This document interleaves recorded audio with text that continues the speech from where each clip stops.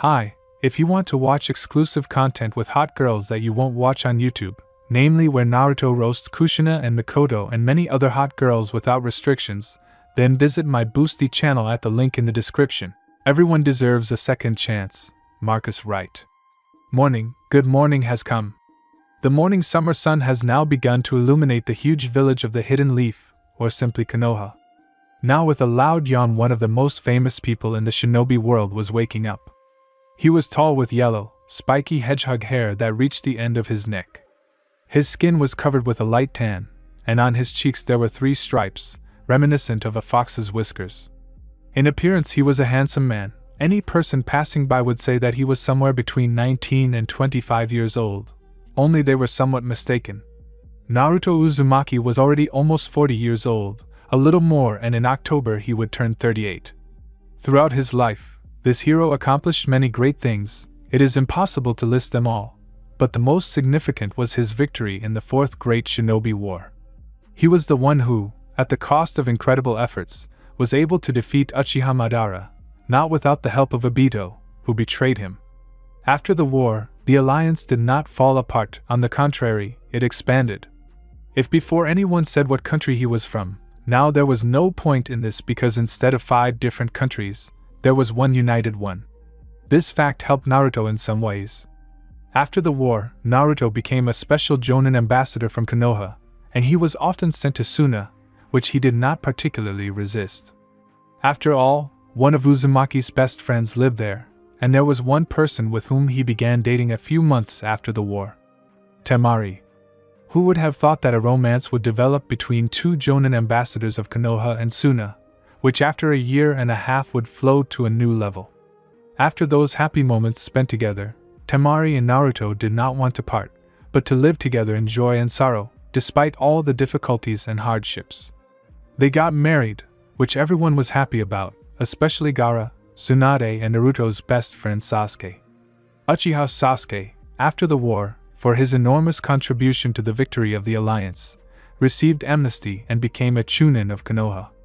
Although he was still desirable for most of the girls of Konoha, he was still a bachelor, which Suigetsu, Kakashi, and Naruto were against.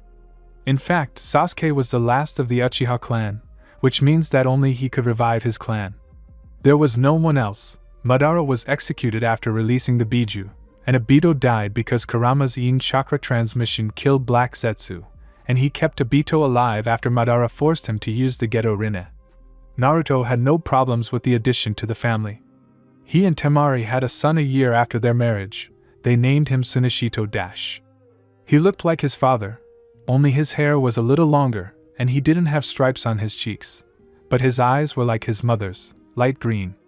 But before the couple had time to raise their first child, 3 years later the former Sabaku no gave birth to a daughter, who was like 2 peas in a pod like Temari in appearance, the same white hair with an orange tint, tied in 4 tails. They named her Teiyo. Well, something pulled me to a description of the past concerning the family. Let's move on to the present day. Before Uzumaki had time to get out of bed and put on his home clothes, his air angel, that's what Naruto called his wife, had already started to wake up. And she looked like an angel now, long light hair, which was now loose, a snow-white nightgown similar to a kimono, perfectly harmonized with her natural beauty, which had not disappeared over the past 20 years. Here she opened her eyes and saw her beloved and smiled. "Good morning, dear," she said in a sweet voice that made Naruto smile widely and kiss her. The kiss would have lasted forever if 12-year-old Teiyo hadn't come running into their room. "Hello everyone!" The little copy of Temari shouted happily, causing the couple to smile at her. She immediately ran up to Naruto and started shaking him. "Dad, training!" The second disaster of Konoha after Uzumaki Sr. screamed into her father's ear, causing him to pull his head into his shoulders. And Temari grinned, clearly knowing whose character she shared. Hey, calm down, Dadabeo. Only when you teach me the new Dadamari technique." I decided to continue the Uzumaki family tradition with date. Naruto sighed resignedly and smiled weakly. "Oh, well. You'll get new equipment." This made Teiyo jump and hug her dad with joy, which almost made her strangle him. "Just after breakfast." "Fine. During breakfast." Now almost all of the Uzumaki were sitting at the table, eating their morning scrambled eggs with sausage, washing it all down with orange juice.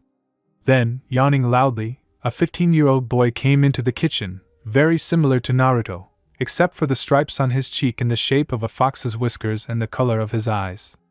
He looked as if he had been forced to run one lap around the world. "Oh! Look at our brave Chunin of Konoha.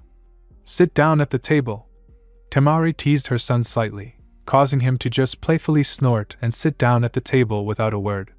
The elder Uzumaki, having taken another sip of juice, looked at his firstborn with a smile. "So how are you, Shinichito?" Naruto asked, watching the green-eyed man eat his breakfast. "It's fine," Shinichito said with his mouth full. "The mission was successful. The territory was cleared of bandits." And you look like you met some beautiful girl besides the bandits, and put the rest of your strength into her," Uzumaki Sr. said sarcastically. Such Uzumaki Jr. spits out the recently drunk, but not swallowed juice on his sister, which made her blush with anger, and her eye began to twitch, just like Shinichito's. "What? How did you know that?" The blonde screamed so loudly that they could be heard even in Suna. Then Shinichito realized that he had said too much and turned red as a tomato or Hyuga Hinata in his youth, which made Temari and Naruto smile sarcastically like cats who had eaten too much sour cream. So. The parents approached their red son, chanting, "It seems, our son Yashka. Do you have a girlfriend?" The couple finished together, laughing. And their son in 3, 2, 1. "None of your business, why. He screamed so loudly that it was surprising that flames didn't come out of his mouth. And the parents just continued to laugh, despite the fact that Teiyo didn't understand anything due to her age. "Oh, Shinichito. You know how to make your parents happy. Grandchildren will probably appear soon." Temari joked with a sweet smile, to which Uzumaki Jr. only snorted, to which his father ruffled his hair. Now, son! Don't be upset. We're just joking. We were young ourselves." Naruto kissed his wife on the cheek, causing Teiyo to blush from head to toe. "Okay, let's skip this topic. And one more thing, Dad." Here Uzumaki Jr. became serious. "Hokage-sama asked me to call you on an important matter." Here Naruto had already drunk the juice, and his daughter looked at him with fear. Her father would not be able to train her. Naruto noticed this and smiled. "Sunisher," slightly shortened from Shinichito, "are you having a day off today?" Naruto asked his son, to which he nodded. "Great, today you'll be teaching her the air pistol together with my shadow double." This made the girl jump with joy at the idea of being taught a cool technique. Shinichito was about to protest when his father put his hand on his shoulder. "Sunisher, you will soon have to become the captain of the Genin team, like me and Temari. You will have to protect them, teach them, praise them for their successes, and condemn them for what is wrong. In general, become something like a father to them.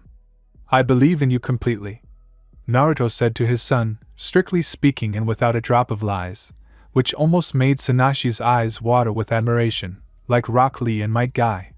"Yes. I understand everything, father," Uzumaki Jr. shouted, smiling, and looked at his sister. "In an hour at training ground number 11. Without delay? Is that clear?" "Yes, and I-san." Temari watched her family with a smile. She loved each member of the family very much, just as her mother loved her before her death. Shinichito is one of the best Chunin of Konoha, a specialist in the elements of wind and taijutsu, but he is still far from his parents. But this did not prevent the spouses from being proud of him as well as little Teiyo, although what kind of little one is she already 12 years old? But she became a genin at 5 years old, because when your parents are heroes of the Fourth War, they will train you until you sweat. Teiyo had amazing skills in ninjutsu and taijutsu, but just like her parents she did not have the skills for genjutsu, so Naruto taught her shadow clone, as a result of which she managed to graduate from the academy in the first year. In a couple of months, she can already be sent to the exam to become a Chunin. Her parents did not doubt that victory would await her. Here Naruto was already dressed in the Jonin uniform consisting of a green Chunin vest, a blue tight suit, sandals and gloves with shields. He also had his trophy from the war behind him, Gunbai Uchiha, Madara Uchiha and Obito Uchiha, since this weapon was perfectly suited to the wind element, which Naruto owned to perfection. Over all those 20 years, Naruto learned a lot. He improved his skills in taijutsu to the level of the current Hokage, Hatake Kakashi, mastered wind, water, earth, and lightning to perfection, which is why he was able to learn to use the famous space-time technique of his father Namake's Minato, Flight of the Thunder God. At the same time, he completely mastered Inton, lava element, Kekkei Genkai inherited from Son Goku's chakra and sand control, although he was a little far from Gaara's level. Learned to a very high level of skill in Kenjutsu, as the gunbai was not only a defense and guide for air techniques, but also a melee weapon through which chakra could be conducted to increase the sharpness of the blade. Naruto, having dressed up to the end, created a very durable shadow clone, knowing the sharpness of tail. Well, that's it, family, I'm going. Bye. Before Naruto could leave, his wife came up to him, hugged her husband, and kissed him. Come back, dear, Temari said quietly after finishing the kiss. Naruto just smiled and hugged her, saying, I will definitely come back, my angel. Naruto also said quietly, and kissing her tenderly, he disappeared into Shunshin. Naruto was now walking to the residence along a crowded street when suddenly he shuddered slightly, a familiar feeling. Hello, Kurama, Naruto mentally greeted his old friend who was inside him, a huge red Biju fox with 9 tails. He mentally saw Naruto in his subconscious and grinned good-naturedly. Hello, Naruto, said the fox. Why haven't you talked to me for so long? Have you forgotten that you're a Jinchuriki? That's witty, cool, really witty, Uzumaki said playfully, making Kurama laugh loudly in his subconscious. I was just preparing my daughter for the Chunin exam and prepared to have a third child with Temari. Kurama grinned sarcastically like a perverted Jiraiya. Naruto blushed at this, first from embarrassment, and then from anger at the perverted fox, as it turned out. None of your business!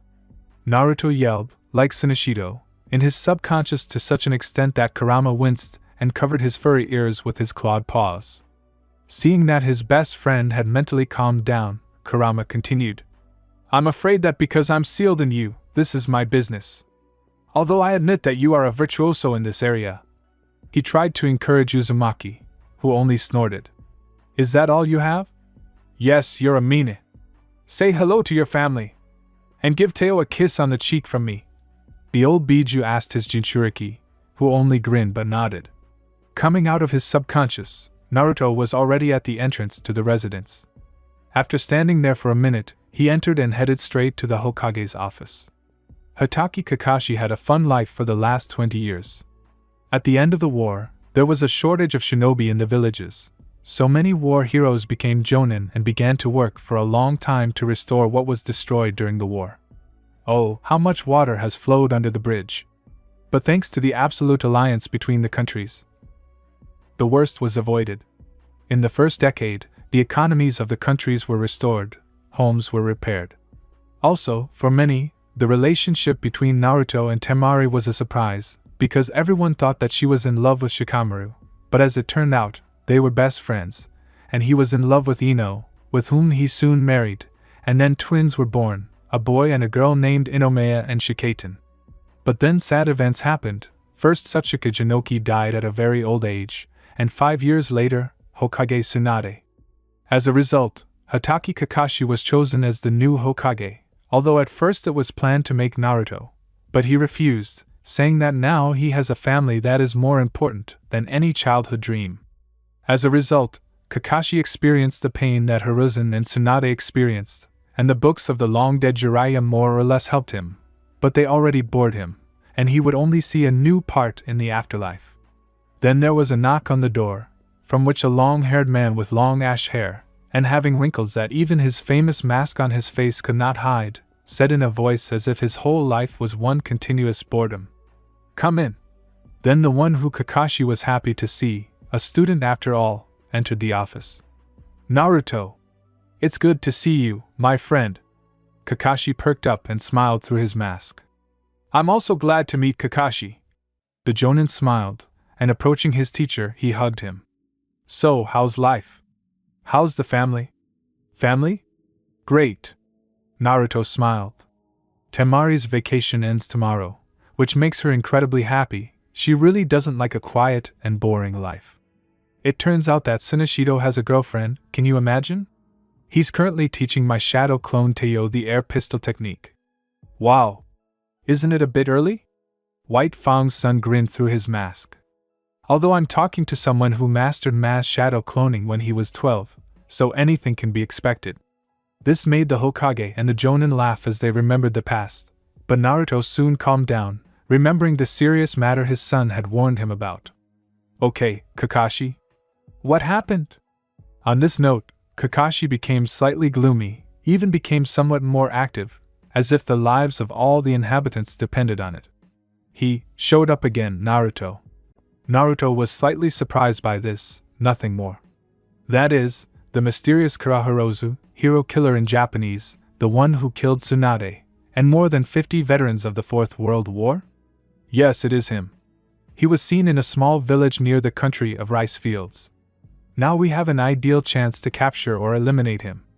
Therefore, you will go on this mission with Temari, Sasuke, Sakura, and Shikamaru. Capture or kill. Understood? Hatake asked his student sternly. Yes, everything is clear, Kakashi. We set out tomorrow at dawn.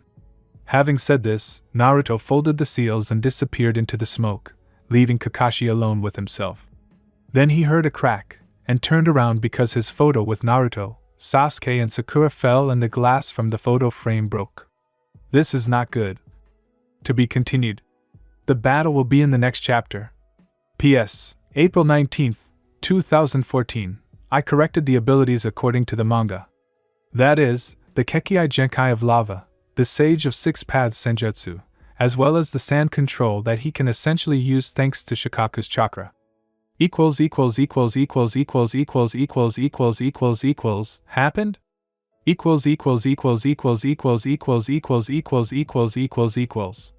The next day. Not far from the border in the land of rice fields. Four shinobi in green vests appeared from behind the trees of the dark forest.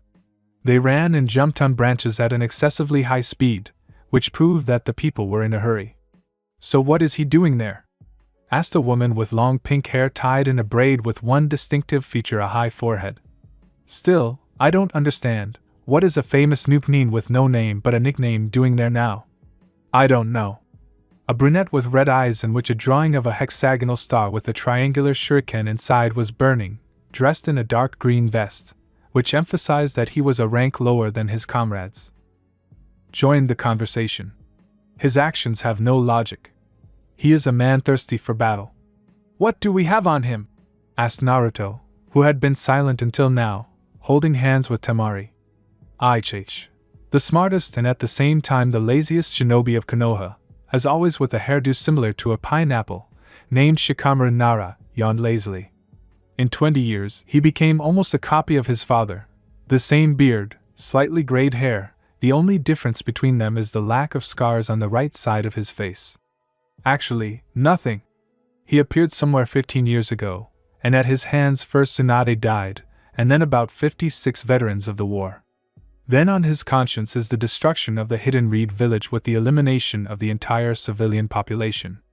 Uchiha whistled at this, clearly not expecting such a meat grinder from Man X, or as he was nicknamed by the people Kurahirozu. Sakura and Temari supported him in this opinion, and Naruto only clenched his fists. It seems that everyone understood that we are not taking prisoners. Everyone nodded to this question, and Temari only looked at her husband slightly worriedly, and squeezed his hand tighter. He only turned his face towards her. Temi, don't worry. Everything will be fine. Naruto smiled at her encouragingly, to which she smiled back, causing Sakura and Sasuke to grin and Shikamaru to yawn again. Romance, damn it! The last Uchiha rolled his eyes, which made Sakura unable to hold back a grin. What's so jealous? Find your wife. Uchiha burst out laughing. Apparently he had been told something like that before, and probably very often. Then a powerful gust of wind blew towards them. They almost fell from it, but retreated in time. We are close. Everyone quickly headed towards the source of the stream, and as soon as they had walked 2 kilometers they stopped in horror. What? Temari began in shock, and squeezed her husband's hand tighter. This, Naruto picked up on her train of thought, being no less amazed. This? They looked in horror at the giant crater, reminiscent of the result of Pain's destruction of Konoha, but this one was bigger and emanated a dark aura, an aura of death. In the very center stood a man with scarlet skin and bright orange eyes and long horns extending from his forehead, dressed only in black pants. He just stood there and whispered the same phrase. The team tried their best to hear what the killer was saying, but they didn't hear it and went down to the bottom of the crater. In the name of Zeref! The demon growled, seeing the team from Konoha, and began to be covered in a black aura. POV Lucifer. Master. Lord Zeref. Where are you? I've been trying to get to you through the path of blood for 15 years. So why can't I? These pathetic wretches. The council mages sent me here, from you, my father, from the world that we were supposed to change with Deliora and Yendi, but my destiny is to rot in this scum. Destroy these pathetic people. Women, men and children, these pathetic bugs. Destroy all living things. The darkness must come. Today it's time to show the essence of the truth of this world once again. What a dilapidated village, and what impudent people. And so weak. Their screams, their agony. They groan from blood, from torment, from the death of their loved ones. What beauty it was when some sobbing woman huddled in the corner holding her baby and begging to spare them. And I spared them from suffering, turning them into bloody remains. No one could hurt me, no one could surprise me. When I finished, I saw the whole truth. Everything that my creator and I had strived for. But the place stank, and I decided to destroy it. Having accumulated Zeref's gift within me, death magic, I released this divine power. It fulfilled its task perfectly. All that was left of this village was ashes blowing in the wind, and I stood in the center of a deep crater. In the name of Zeref. In the name of Zeref, I tried to appeal to my father, but my prayers were not heard. Only more bugs came, 2 women, 3 men. The brown-haired, the brunette, and the girls are not interesting to me. But the blonde one emanates incredible power, comparable to the power of the Master. It will be interesting to fight him. End of Lucifer's POV. Before everyone had time to get ready, Lucifer appeared in front of them and hit the ground with all his might, sending them all scattering. Naruto was the first to wake up, and quickly putting the seal on, he began to take in more air.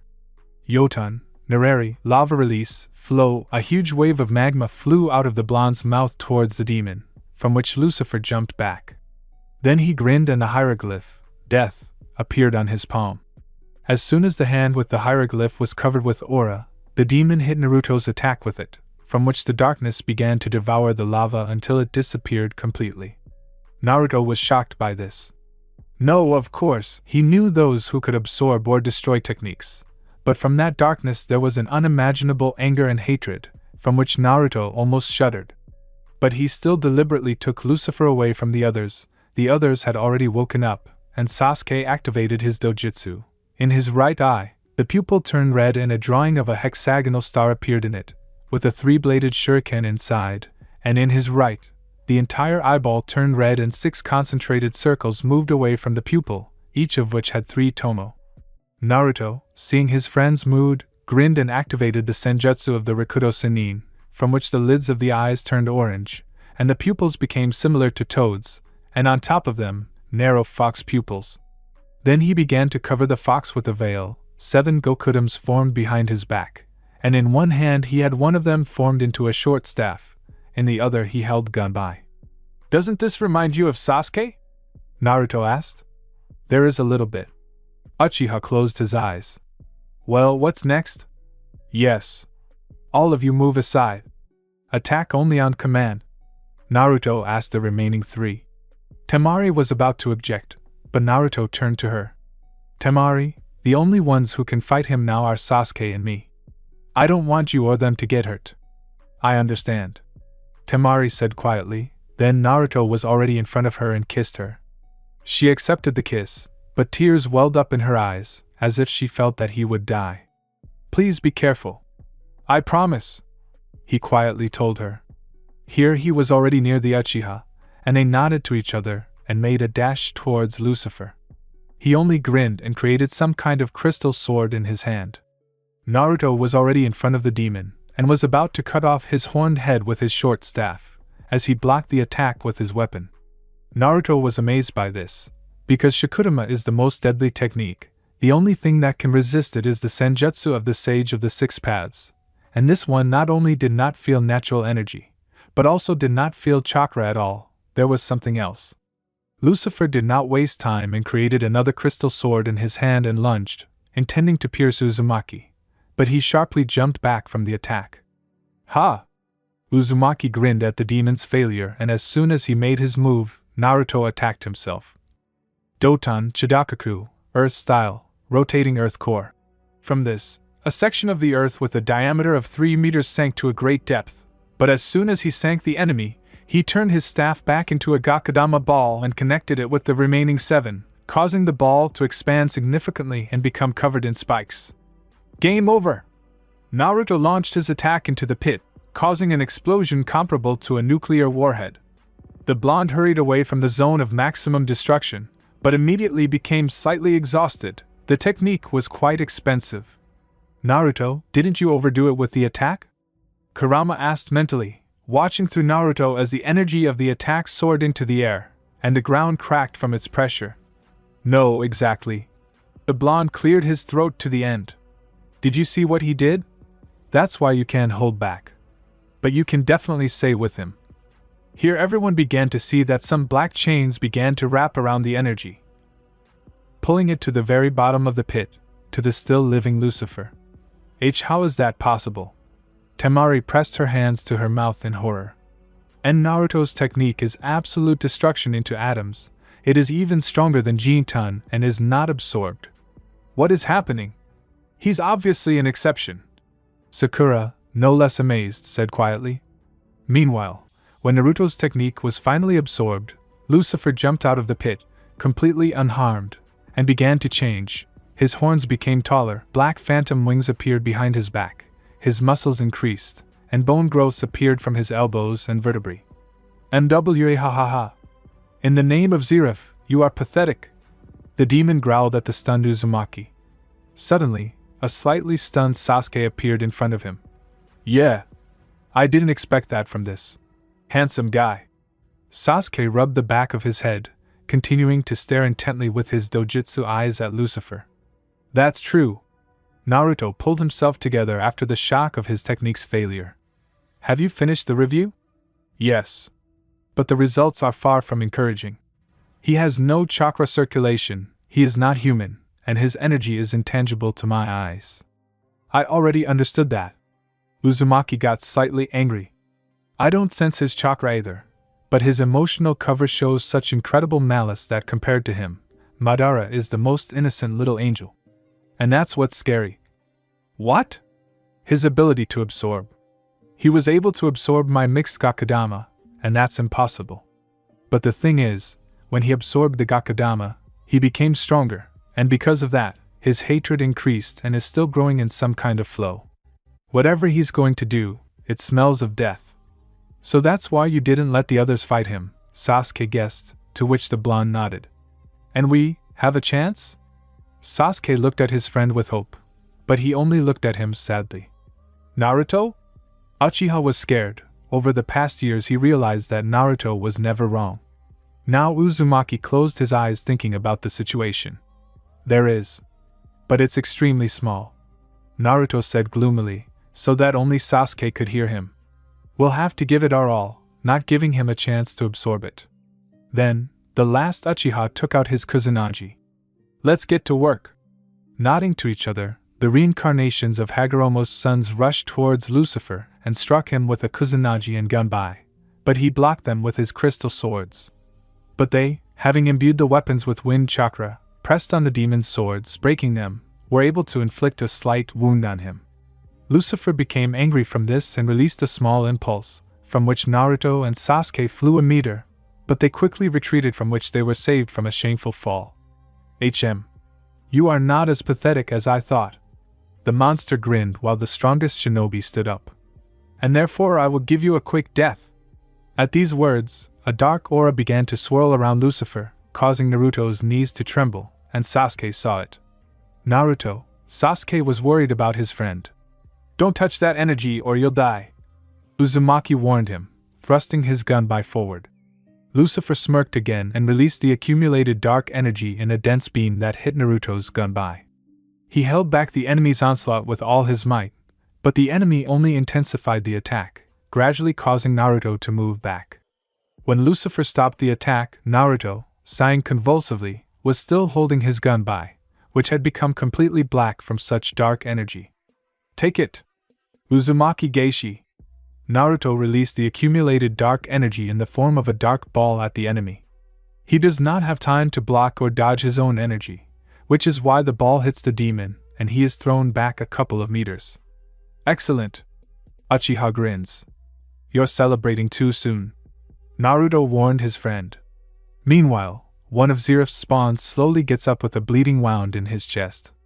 Lucifer was angry. This blonde turned out to be stronger than he expected, and he was also interested in finding out what kind of person this brunette was.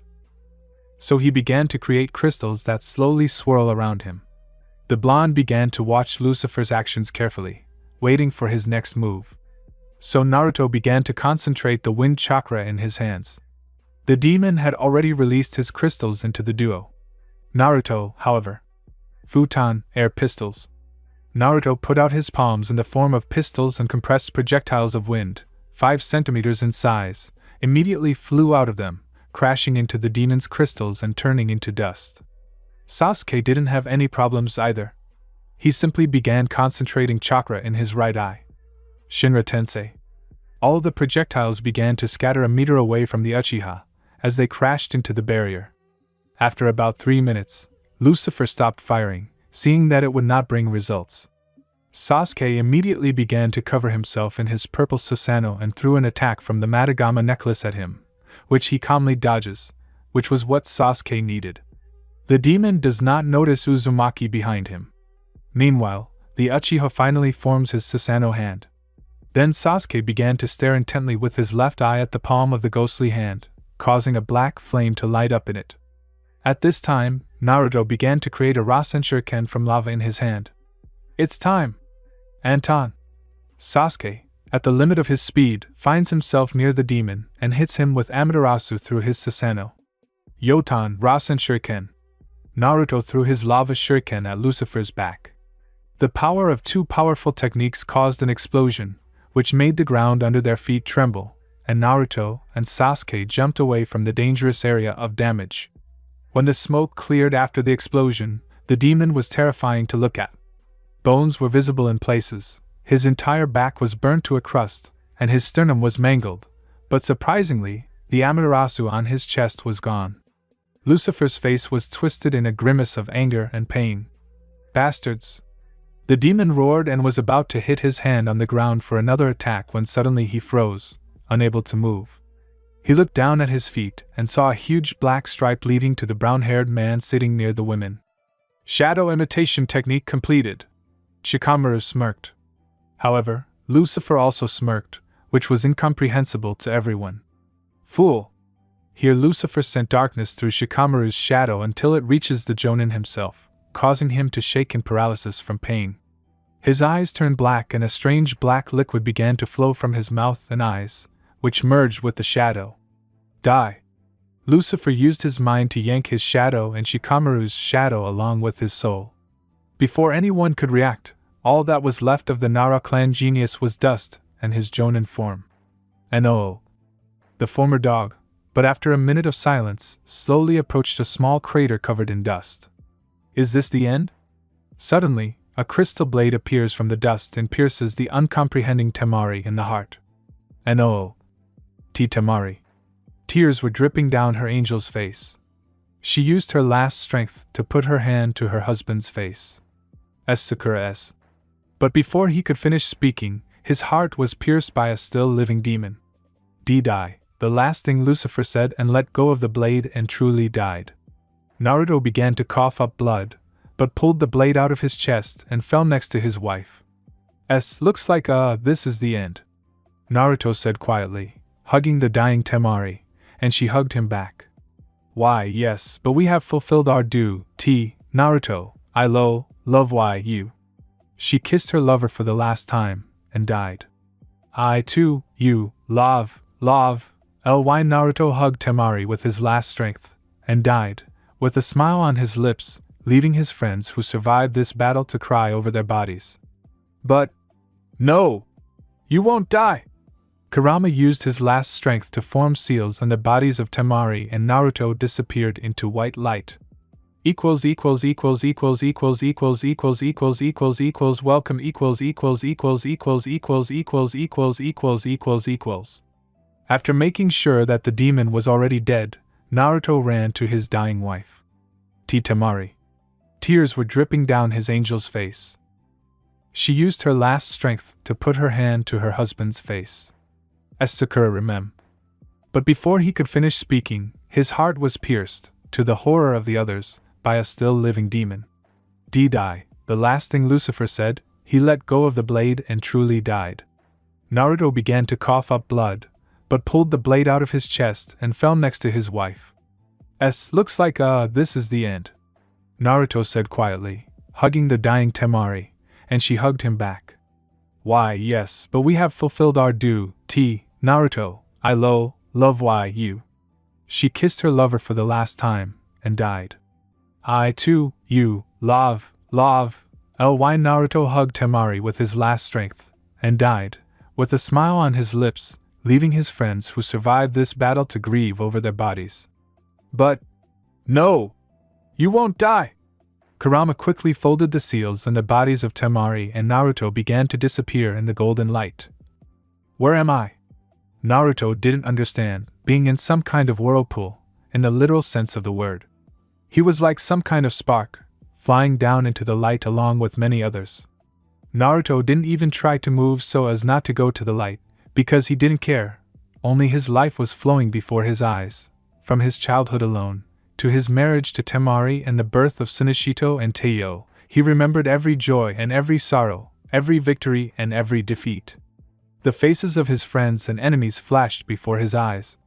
It is true what they say, that when you die, your life flashes before your eyes. And now he was about to get into that hole where the others were descending, as he understood the souls, when suddenly his soul took a different course, separated from the whirlpool of souls and disappeared in a blue flash.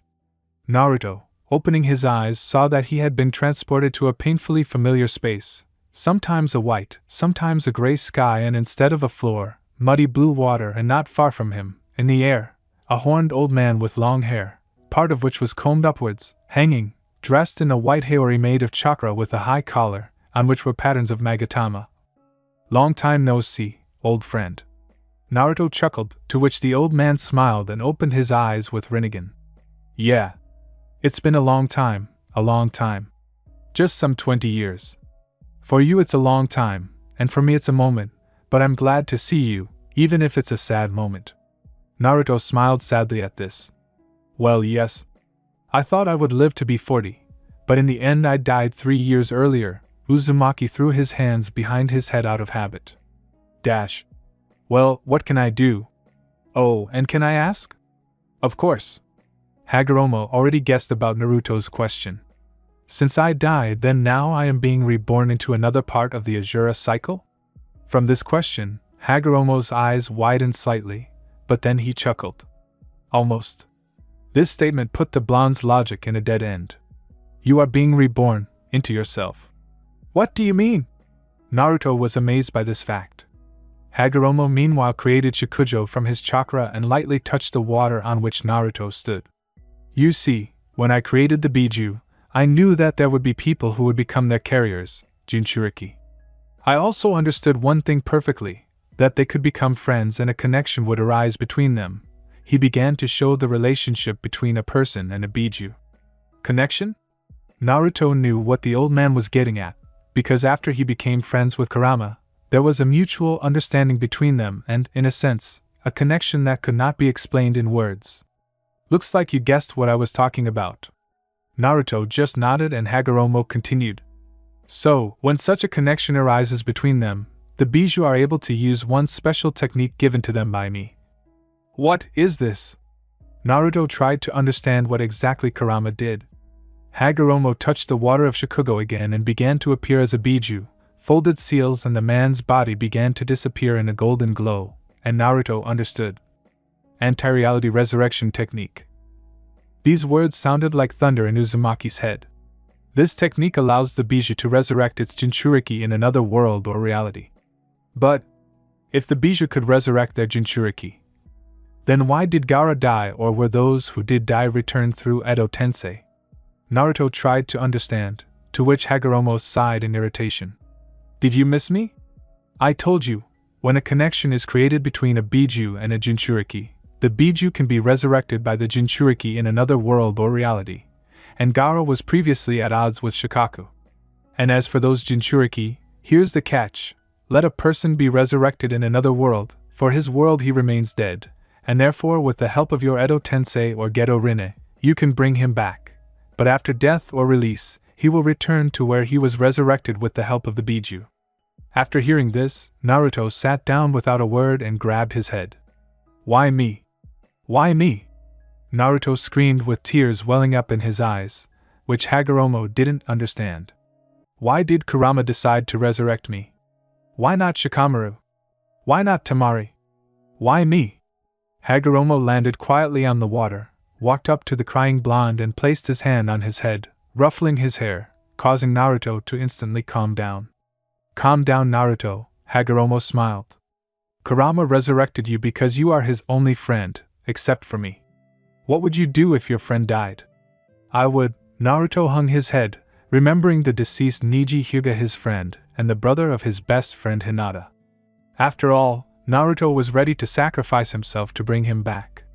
I did the same. Now, in Hagoromo's space, a dead silence arose, which the legends of the shinobi world were afraid to break. And yet Naruto took the floor. As I understand it, during ordinary resurrections, the Jinchuriki is resurrected immediately, without determining where to be resurrected, so why am I here? At this, Kagaya Otsutsuki's son chuckled and was surprised at Naruto's progress in thinking.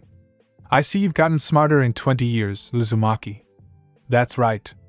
Unlike other Jinchuriki, you are the reincarnation of Azura, my son, so you have more privileges in the area of resurrection. So let's get started. Knowing you, you won't want to go to another reality of your world, so you have a choice of worlds, a world with only one continent, entwined with a line around the planet, where there are many seas and intelligent sea creatures, and there is now a cheerful golden age of piracy.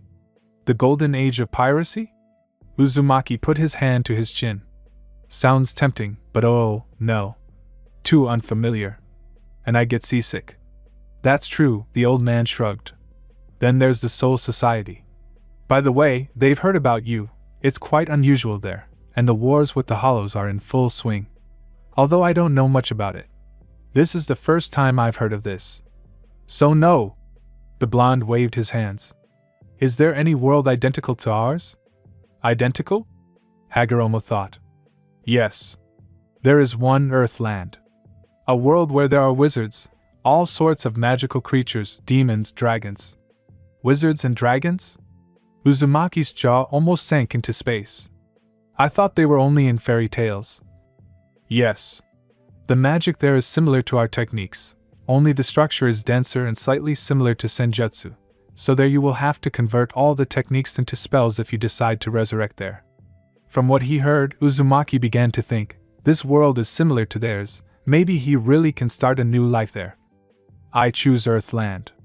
Naruto answered, to which Hagoromo nodded, stuck Shikujo into the water, and it began to glow with the same golden light that he saw in the last moments of his life, and even thought that Temari was wrapped in this light. Naruto began to feel that he was slowly sinking into the light. Now about the main thing, Naruto. Until you turn 16, I will block the Yang seal, so you will not be able to use the 6 paths senjutsu until then. Also, something will be waiting for you on your 19th birthday. What do you mean? Like until 19? Naruto didn't understand the situation about his age, ignoring the sage's last sentence. As for me. And I forgot to say, Hagoromo lightly slapped himself on the forehead. Dash. With this resurrection, your body will become significantly younger. So, don't be surprised that you are now 4 years old. How much? Naruto was amazed and wanted to ask something else, but he had already completely disappeared from space. Good luck, young Uzumaki. But as soon as he began to meditate, A pale green sphere suddenly appeared, hanging in the air on par with the sage. "Why didn't you tell Naruto about everything?" The sphere spoke in a female voice, to which Hagoromo sighed. "I told you, expect something at 19, and your time has not come yet," the old man calmly said to the sphere, which sighed in irritation, but he, not noticing this, had already closed his eyes and began to meditate. Meanwhile, at night on an unknown island, a giant black dragon woke up from sleep in its cave, sensing an unusual energy that was nearby. "What is this?" he thought, which is why he decided to check. Then he flapped his black as night wings, which caused him to be at a small height and headed towards the energy source. After about 5 minutes, he found a small crater in which lay a glowing golden, orange-haired boy, about 4 years old, according to the dragon, dressed in clothes that were not the right size and a vest. When the glow emanating from him ended, the dragon carefully landed near the boy, who at that time weakly opened his eyes. Where am I? He could barely make out a huge black silhouette, as consciousness left him again. The dragon, having thought about the situation, took the boy with his paw and, putting him on his back, went to his cave, deciding to keep the boy until the morning, and then find out where he was from and how he ended up here. That's it, a new chapter. Total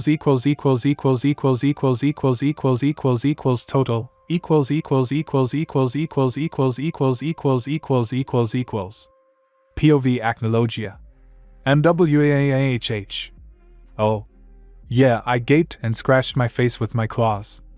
I had somehow forgotten when I developed this strange habit, because I hadn't had any facial hair for about 200 or 300 years, thanks to the scales. And the night was hard, and the day wasn't exactly shining with hospitality either. But closer to bedtime, the space-time continuum made it clear that something would happen today. Something unusual. Maybe this will dispel my boredom. So, having decided not to look at the time, I spent it, and was there something that foreshadowed something unusual? Of course, it's not the best, but it's definitely not unusual. And what happened in the end? The whole day passed as usual. I got up again, flew around the island about 20 times to unwind, killed a couple of deer for lunch, and for dinner. And in the evening, again a downpour with a thunderstorm in the evening, promising to end closer to night. And was there something that foreshadowed something unusual? Of course, it's not the best, but it's definitely not unusual. So that's it. Good night. And if time and space have nothing like that, then I'm going to bed. 3 hours later. Arg. Oh. Damn it, we slept. What's going on there? Wait a minute. Could it be a curvature? A curvature in space. That was already interesting. At least something interesting that day. So, without wasting a second, I crawled out of the cave and, soaring into the air, began to look for the source of this curvature, which took me about 10 minutes. And here it is, an inconspicuous-looking clearing. Almost. Except for the fact that in a small crater, God knows where it came from, a crack was shining brightly, which was that very curvature. And something is crawling out of it. But I wonder who? Maybe a demon? Maybe a whole horde of demons, who finally came to entertain me. And, from the resulting crack in space appeared a 4-year-old boy. An ordinary one. A 4-year-old. A boy. What the hell, I ask, huh? Okay, calm down. Calm down. I threw an angry, indignant and irritated glance towards the little one, who, apparently, was unconscious. The boy himself was strange. Because we, dragons, can feel the souls of people very well and quite rarely influence them. There are only a few such dragons and I am one of them, but I almost never had to use it, there was simply no need. Coming closer to him, I began to examine the boy. His appearance is quite unusual, as is his soul. Judging by the boy's appearance, he is about 4 or 5 years old, his hair is orange, almost yellow. On each cheek there are 3 symmetrical stripes whiskers, which looked quite comical, but not that much. Although the boy is only 4 years old, but his soul. It is as if he has already been an adult, otherwise such emotions are simply not typical of children. Plus his clothes, which are terribly big for him. Oh. It seems he woke up. Where am I? So, and here the color of his eyes is dark blue. I was about to start questioning him, when he passed out again. Apparently, he didn't have the strength. I rubbed the back of my head, not knowing what to do, take him or leave him here. After all, on the one hand, it is unknown who he is. Why such a young body, an adult soul? Maybe he simply stole the body of a child. But on the other hand, maybe it is just a child, and the fact that he was near the curvature, and gave rise to such an effect? Okay, we'll figure it out, I muttered to myself, angry that there were more questions than answers now. I put the boy on my back and walked home, because a child who accidentally got smashed into a pancake was, oh how I didn't want it. 15 minutes later. Ahem. Yeah, and I haven't walked for about 50 years. And nothing surprising, wings are faster and more reliable, and less tiring. Yeah, apparently I've become completely lazy in my dragon years, and for some reason I think about them. Strange. Well, that's not the main thing now. The boy didn't wake up during this time, although considering how loudly I walked, I probably woke up the whole island. And this one doesn't give a damn. Okay, let him sleep, and it wouldn't hurt me either. HRR. A few hours later. Oh. How I sometimes hate this dragon rumor. Some kind of muttering. Who the F? Hee. I already forgot about this brat with an adult soul. So, opening my eyes, I saw that he was tossing and turning in his clothes and apparently already waking up. And that's right.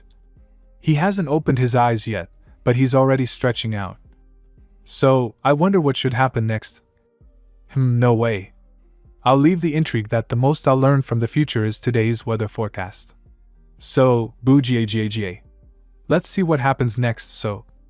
End of Acnologia's POV. Naruto POV. OHHH. Damn it. How my whole body hurts. It feels like I'm being completely squeezed, like when that Fuma Erasure almost crushed me with his mandala curse dash. Although, the sensations are, of course, a little different. This compression is absolutely uniform. And my skin feels like it's on fire. Arg. Oh my god, my head! My brain is about to explode. My last memories seem to be trying to take my mind away. I remember that mission. The horror of what that damn monster did, the anger and hatred that he killed Shikamaru first, the uncontrollable rage and pain after Tamari's death. Oh my god, Tamari. I didn't even notice how squeaky my voice was right now. Damn it. It seemed like the miscarriage from the other world had left a mark on me. It hurt. It hurt in my soul, so much so that I regretted that Hagoromo had revived me, and on top of that, my eyes, which had been closed until now, began to involuntarily fill with tears. Uninvited tears of grief from the loss of my beloved. How unbearable! NPOV Naruto. Hey boy! The huge black dragon bowed his head to the crying boy, but he did not react to him in any way, only pressed his knees to his face. Kukuyu! Hey! Come on, I'm not that scary. If you listened closely, you could clearly hear the offensive notes in the dragon's voice.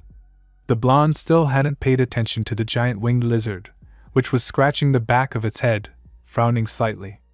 Hey! Kid! Man! The dragon didn't know how to address this guy. After all, right in front of him lay a boy with an adult soul. Anyway, kid! Stop crying, I'm not evil! Well, almost. The dragon roared. Naruto, ignoring the dragon, still lay and trembled, but no longer cried. The hurricane of emotions and feelings from the other world had already begun to subside little by little, but still caused him moral and spiritual pain, forcing him to tremble and press his knees to his chest. 10 minutes passed in complete silence, broken only by the irritated sniffling from the dragon's nose. It seems that watching a crying child or adult is tiring and somewhat irritating. And indeed, a sigh was already heard from his mouth. OHH. Calm down. Only calm up. The dragon either shouted or growled, in an incredibly loud voice, causing the walls of the cave to shake, and all the living creatures within 15 meters to run away in fear. Naruto, who had actually calmed down for a minute and a half and was simply lying there, reacted to this with lightning speed, but to no avail. He tried to jump up sharply, but in the end he jumped only 10 centimeters and, stupidly waving his arms, fell on his chin on the ground. Ha ha ha! The dragon was already laughing at the top of his lungs and beating his paws on the ground. "You're so funny, boy. Ha ha ha." Naruto didn't understand this situation. How could he, a shinobi with almost 30 years of ninja experience, now, like a clown, trip over his own pants, which he had bought only 3 weeks ago, and they fit him perfectly? As a result, he, stupidly twisting his arms, hit his chin on the very hard ground and screamed like a ree. "Stop!" Uzumaki's jaw involuntarily dropped, remembering Hagoromo's warning before his resurrection. "Oh, I forgot to tell you. With this resurrection, your body will become significantly younger. So don't be surprised that you are now 4 years old." Now everything fell into place for the ex-jonin. Except for one thing. Where the fuck, Databeo, am I? Now Naruto's brain switched to, right now. He already understood that he was in a cave, quite spacious and, moreover, illuminated, apparently by a fire or a huge number of torches. And plus, there is someone here. No, not even that. There is someone here. The resurrected one decided to open his eyes after all. But what he saw made him dumbfounded and hiccup with fear. In front of him was the one Naruto considered a fiction or a monster from those fairy tales he read to himself in childhood. A dragon. Huge, black, scaly with rare blue patterns, the same as the body, black, bead-like eyes, and a mouth twisted into a semblance of a smile. "Hello?" The dragon raised his right paw, almost touching the ceiling with his claws. Naruto didn't know how to react, to rush at him with his fists, while not feeling a drop of chakra, to answer him, or just simply bang his head against the wall. Perhaps this is another side effect of the other world. So the choice of actions was obvious, of course, knowing Naruto's character. Hello?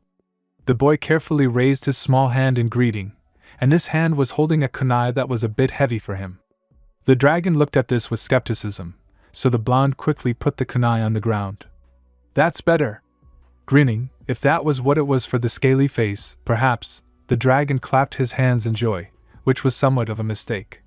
With this, he created a powerful stream of wind that sent Naruto flying into the wall. "Oh shit!" This scared the dragon and he started to panic, until Naruto opened his eyes wide and hiccuped from shock again today. But then... As fast as it was possible, Naruto pulled another kunai out of his hip bag, only this one had an explosive seal tied to the handle.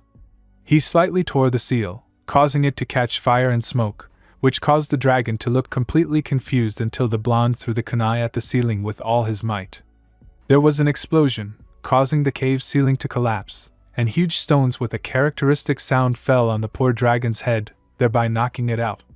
Without wasting a second, Naruto cut off his pants so that they would not get in his way, took off his vest and shirt, and ran out of the cave as fast as he could, leaving the dragon unconscious, which, however, did not last long, about 5 minutes.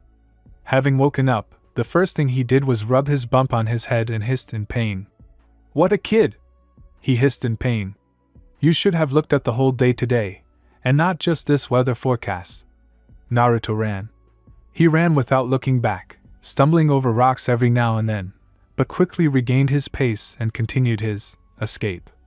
This was all he could do in his situation due to several reasons. Firstly, the tree branches were extremely high, so it was impossible to climb them. Secondly, the blonde did not feel a drop of chakra in himself, as if it had never been there, at all, which is why he lost such opportunities as flying or simply sending chakra through his feet in order to climb a tree. And the third and most important reason was that his body, being seriously rejuvenated, was not yet ready for such heavy loads, although his running at the limit of his strength was risky for him. He could already feel his heart, so small, almost jumping out of his chest. He could feel his lungs almost bursting from such tension and his bare feet bleeding, being torn by sharp stones and branches that came under his feet along the way. But the fear itself, which Naruto had not felt for a long time, that adrenaline combined with the instinct of self-preservation, dulled the pain. He had nowhere to run, because this was not his native world. Because of the forest, the blonde did not even know where he was running, but for him it was better than being torn apart by a dragon. At this pace, Uzumaki, thanks to the incredible endurance of his clan, had been running for about 20 minutes, until he tripped over a stone sticking out of the ground. The result was disastrous. The boy managed to break a couple of toes on his left foot and, apparently, also dislocate his ankle. For an adult, this may be a painless scratch, but for Naruto, who had become a child again, it was hellish pain. Even though he had gotten into such scrapes more than once when he was a child in his past life, his wounds had quickly recovered, not allowing him to dwell on it. After all, Kurama was with him then. Just remembering him brought tears to Uzumaki's eyes. He needed a friend now more than ever. "Ku," the boy mentally addressed his subconscious, hoping that he would hear that familiar, grumpy voice of the old nine-tailed fox. But unfortunately, no. There was only silence.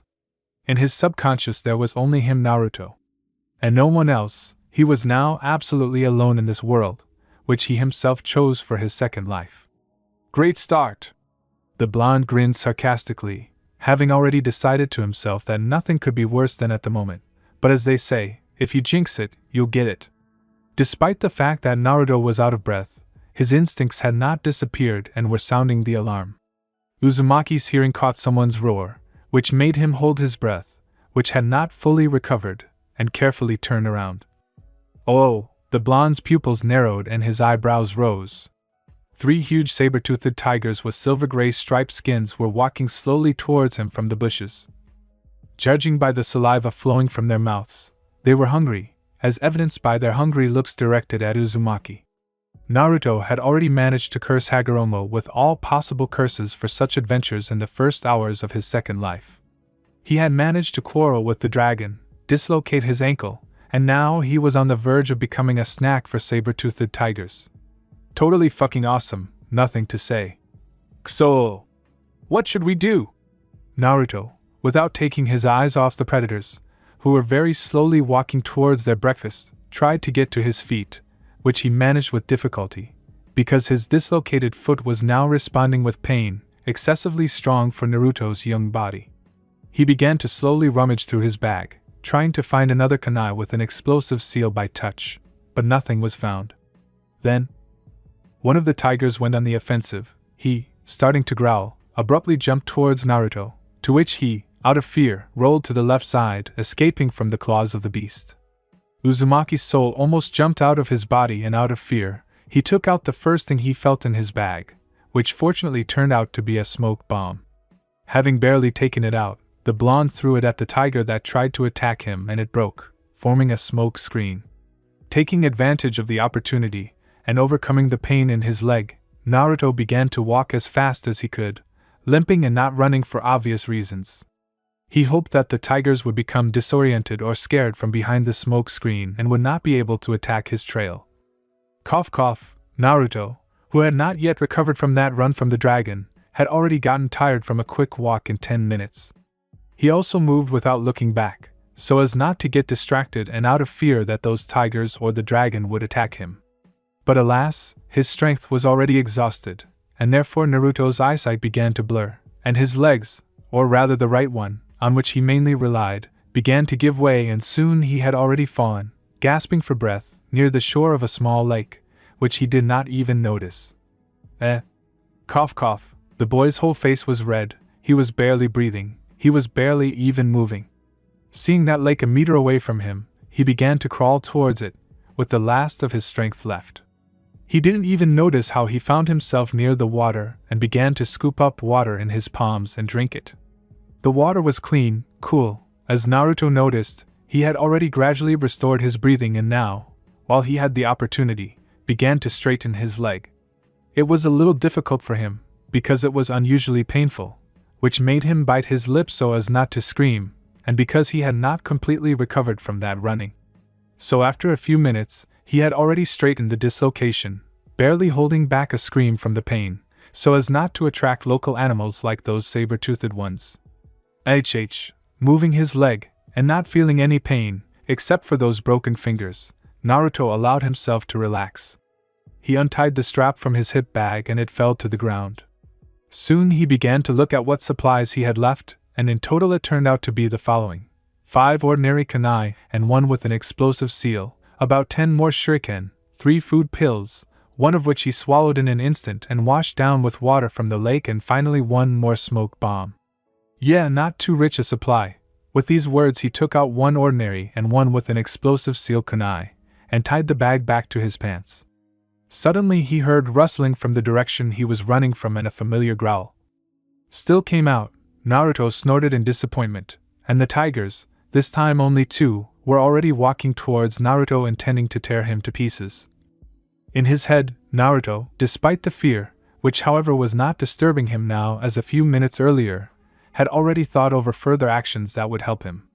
To begin with, Naruto got into a fighting stance, it is not clear why, putting the kunai with the seal forward, and the ordinary one, being in his left hand, he hid behind his back.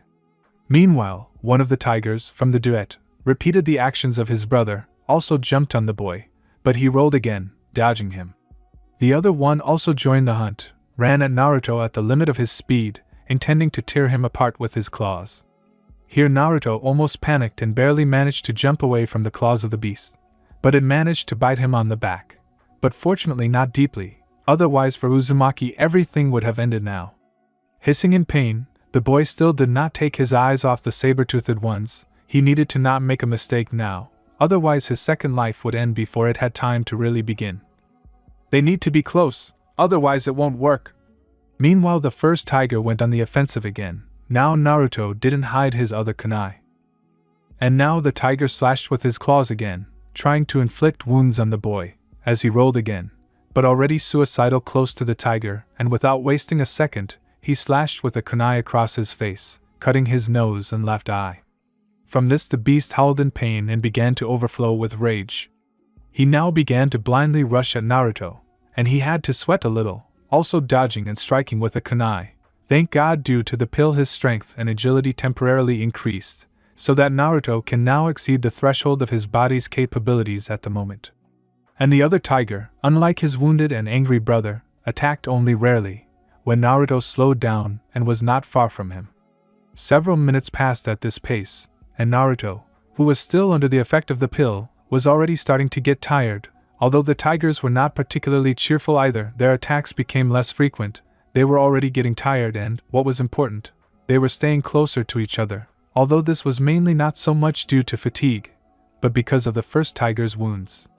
Naruto managed to beat him up pretty good, which caused him to lose a fair amount of blood. His entire face was cut up, the tiger's left eye was already gone, and there were 3 stab wounds in his side from which burgundy blood was oozing. It's time! Naruto gripped the explosive kunai tighter, not letting go of the regular kunai. He grabbed not the handle of the explosive kunai, but the seal, and bit it sharply, and it began to light up and hiss like a fuse from a firework. Meanwhile, the saber-toothed tigers were preparing to attack again, as evidenced by the fact that they were scratching the ground with their claws and growling, showing their anger towards the boy. And now, the moment has come. And mistakes are absolutely unacceptable now. Now the attack of such fast animals as tigers, before Naruto's eyes, was as if in slow motion. Here they jumped, gaping their mouths and releasing the claws from their paws at full length. Here the seal attached to the kunai has already begun to glow with a bright light, and Naruto sticks the kunai with it to the place where he stood and abruptly jumps into the water, holding his breath beforehand. And BBH. Even being in the water, Naruto heard the explosion from his seal and felt vibrations due to the fact that the explosion was close to the shore and from the fact that something sank into the water. But what exactly, Naruto could not see, because his eyes were closed, but he had already begun to float to the surface. Cough cough. Naruto tried to catch his breath and climbed out onto the shore, or rather onto a small crater formed by the seal explosion. Smoke was coming from it, and the ground was hot and framed with blood and the burnt paw of one of the saber-toothed tigers.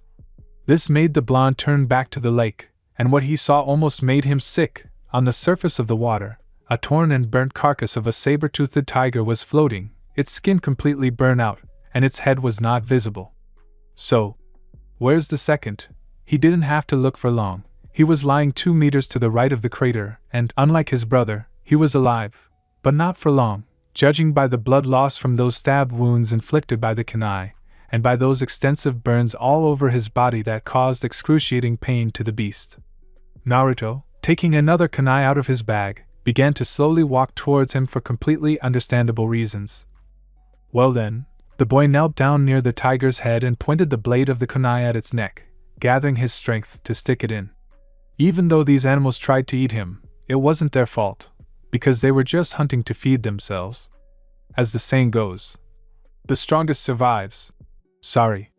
And the deed was done. He stuffed the kunai into the tiger's neck, and at first he screamed in pain, then began to wheeze because he couldn't breathe, because his throat was now clogged with blood, but after a few minutes everything stopped. The tiger stopped wheezing, the blood from his wounds stopped flowing. His heart stopped. He died.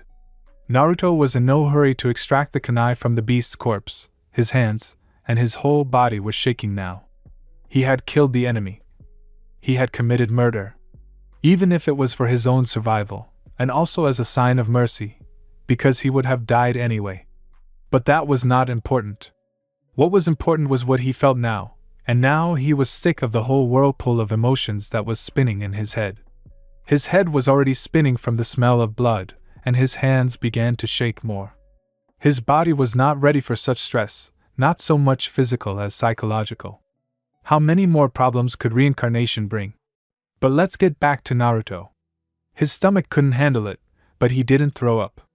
After all, the boy hadn't had a single crumb of anything edible in his mouth today, except for that pill, the effect of which was supposed to end any minute. We need to find something to eat, Naruto said to himself, and decided to go into the forest, when another person appeared, whom the boy had forgotten about due to circumstances. There were 3 of those tigers, and the third one didn't run away. He just fell behind them.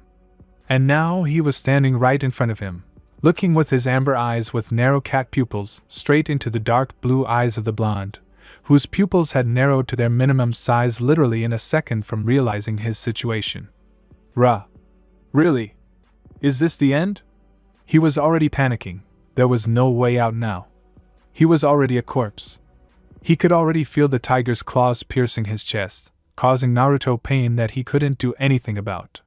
The only thing he could do now was close his eyes so as not to see his death coming so soon. Then the tiger removed its paw in order to deliver a full blow and take the life of its prey, so that he could finally eat today. I don't think so. The blonde's eyes opened in horror. He heard the voice of that dragon. It hung in the air flapping its wings, and its paw glowed with a black light, which Naruto did not understand until he looked at the tiger, who in fact, as a few days ago, should have struck. And indeed, the tiger's hand froze, although it was shaking, which indicated that it was trying to resist, although it was useless. Then the dragon moved its paw upward and the tiger, as if by magic, flew into the air and approached the dragon's muzzle. So, Sabertooth the Grey, and 3 of them. You know how to find adventures for your ass, boy. The dragon grinned and twirled his index finger, forcing the tiger to spin. 5 minutes later, the dragon was already bored of torturing the beast, who already wanted to vomit the contents of his stomach, and therefore decided to finish him off. He moved his hand as if throwing something, and the tiger began to fly far, far away, certainly out of sight for Naruto, but definitely not for the dragon. Damn! A meter short of a new record. The dragon waved his hand in frustration and began to descend towards the boy, who in the meantime lay motionless from the pain in his chest. Of course, the dragon's gaze did not make this go away, and he pointed his claw at the boy's wound, to which he no longer reacted. Then Naruto's entire body began to be covered in a black aura, to which he was about to run away, when, "Don't move, fool, let me help you." The aura began to glow brighter and brighter until it flared up, causing Uzumaki to close his eyes, fearing the worst. And Naruto was amazed. All the pain he had felt moments earlier was gone. His broken toes on his left foot had healed. His back and chest no longer hurt from the blows from the tigers. He was definitely alive, so he allowed his eyes to open. He was amazed again. His wounds were gone, not just the pain as it seemed at first. After examining himself for damage and not noticing anything, he raised his head towards the dragon, who was smiling proudly, definitely knowing that he had amazed the child with this restoration. Naruto himself felt awkward. Thank you, Naruto chuckled nervously, to which the dragon chuckled back. You're welcome. And now, I think we can begin our conversation? To be continued. P.S. I wrote on a tablet, which may cause errors in the text. Comment on total. This technique, as well as the character Fuma Erasure, are not fictional. They appeared in the filler arc. Searching for Sasuke. In the last chapter, Naruto felt almost nothing because of Temari's death and his own death. I just came up with the idea of being deprived of emotions when going to the afterlife. And when returning, the following effect occurs: emotional outbursts, which can be either unimaginable joy or a desire to die from the weight of some emotions. So, without flooding like, "Why is your Naruto a crybaby? He seemed to cry in the last chapter." After some time.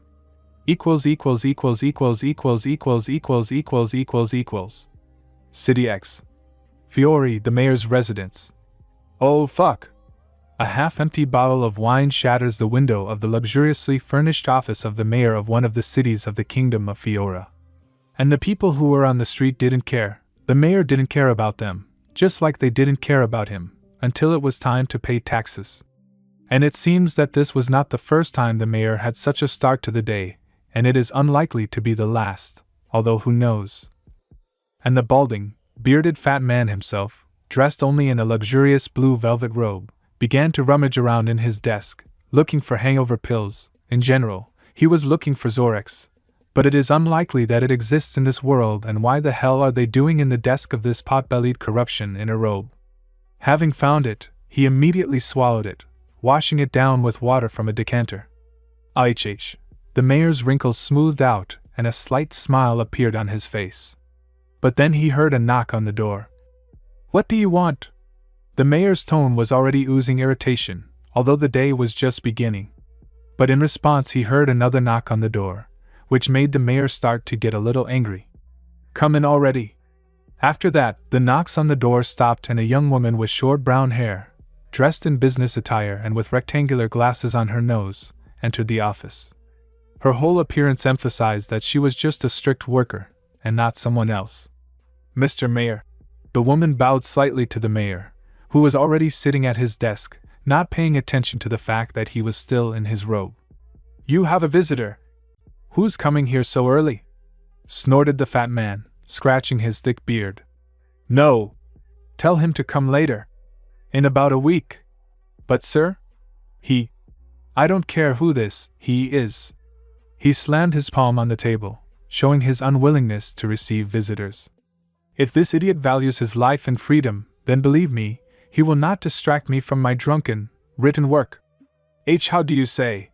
The woman decided to leave with a slightly trembling voice, afraid that if she continued on her way she might also lose her job.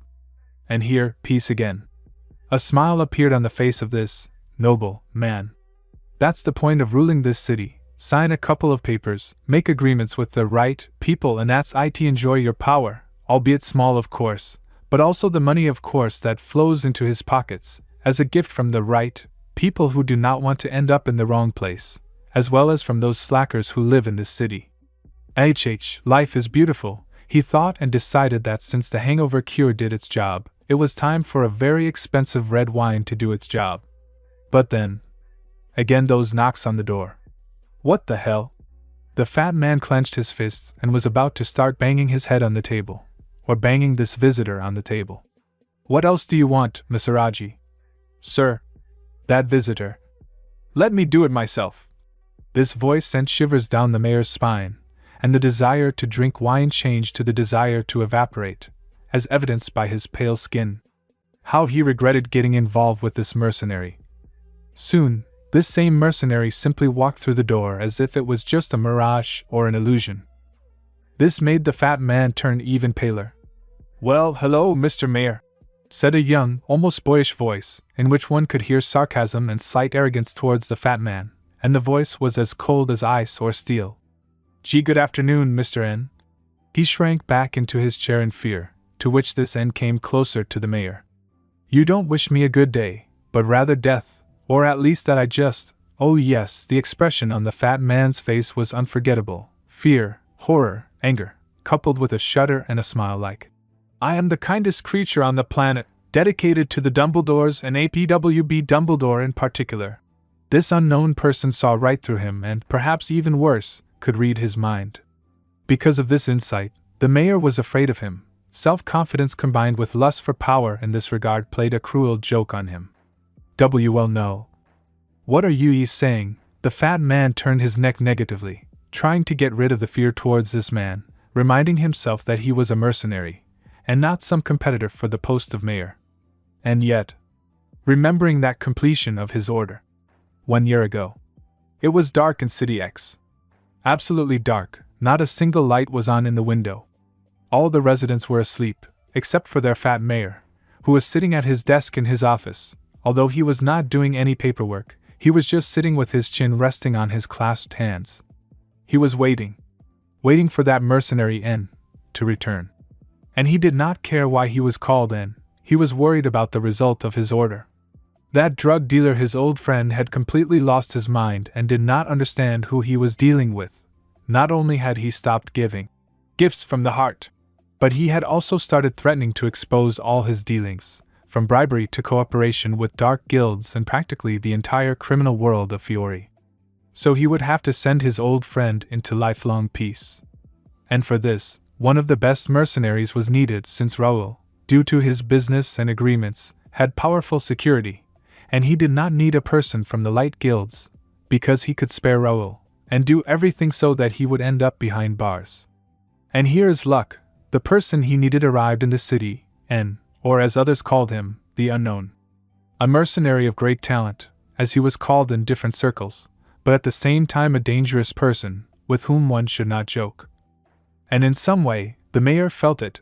The voice of this mercenary seemed childish, as if this mercenary was only 12 years old, but the clearly perceptible ice in this childish voice, combined with unthinkable insight, did not allow him to think about it, but made him afraid, which was strange.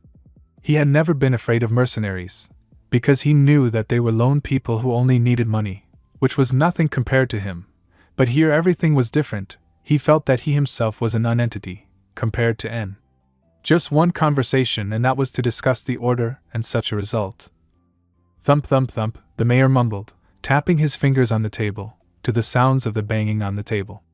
Usually, when he was waiting, he waited in comfort, drinking a few glasses of wine, without a snack, but considering the fact that his future career, and in the case of N, his life, depended on this liquidation, he preferred to engage in this useless activity. Soon the mayor began to shiver. He suddenly felt cold, as if the wind was blowing at his back. He had already started to turn around in order to close the window, but suddenly froze.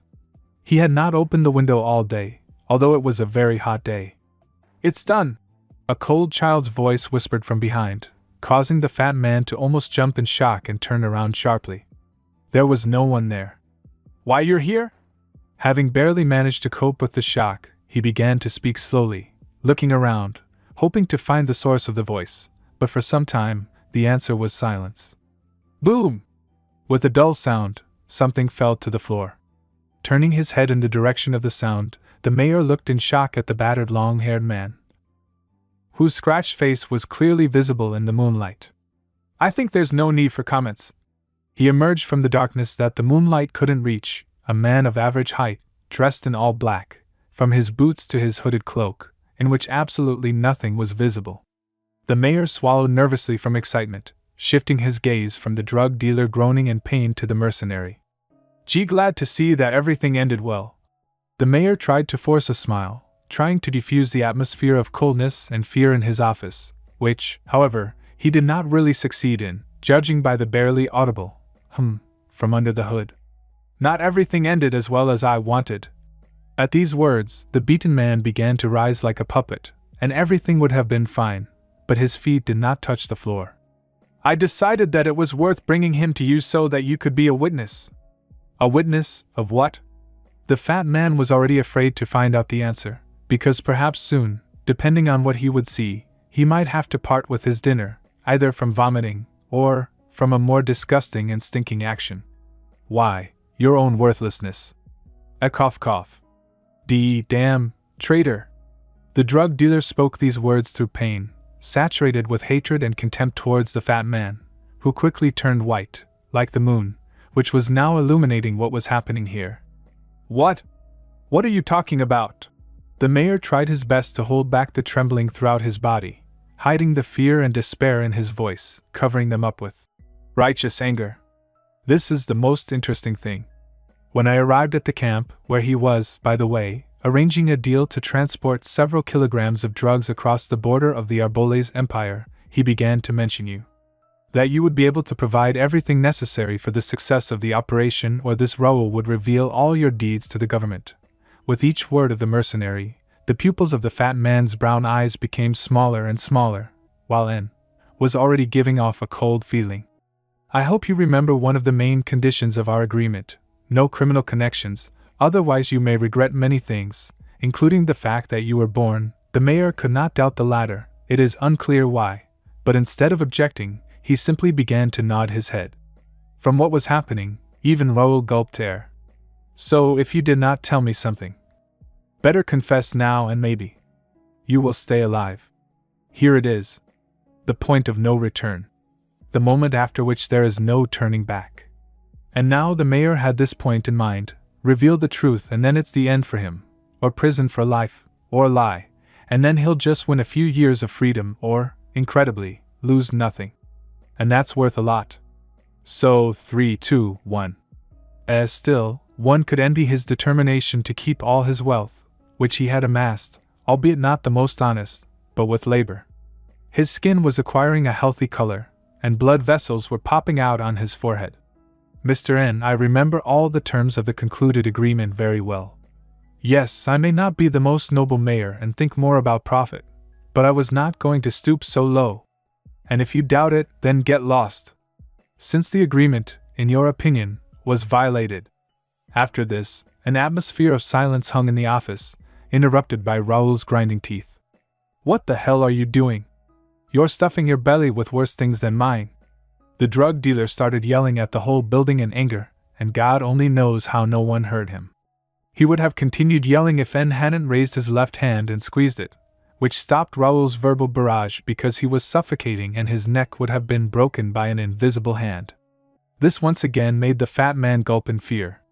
Let's not quarrel, gentlemen. Okay, Mr. Mayor, I'll take your word for it. For now the gaze of the eyes, invisible to either the mayor or Raoul, turned towards the latter. And now, Raoul. Forgive me, nothing personal. With these words, the mercenary came closer to him and placed his palm on his head. At first, nothing happened, but soon. And no need, the drug dealer's eyes were so wide that it seemed as if they were about to pop out of their sockets, and drool was streaming from his mouth. When N finished and removed his hand, Raoul fell face down on the floor, still drooling. What did you do to him? What he saw made the fat man shrink back into his chair and thank God that he didn't shit himself. I just erased all the data from his brain except for the basic functions so he wouldn't die. Basically, he's a vegetable for the rest of his life, he said in a menacing tone, and flapping his cape like bat wings, he disappeared, leaving the mayor alone with the drooling vegetable man on the carpet, and yet more thanks to the Almighty for paying him in advance. He couldn't be around him any longer. Maybe that's enough memories?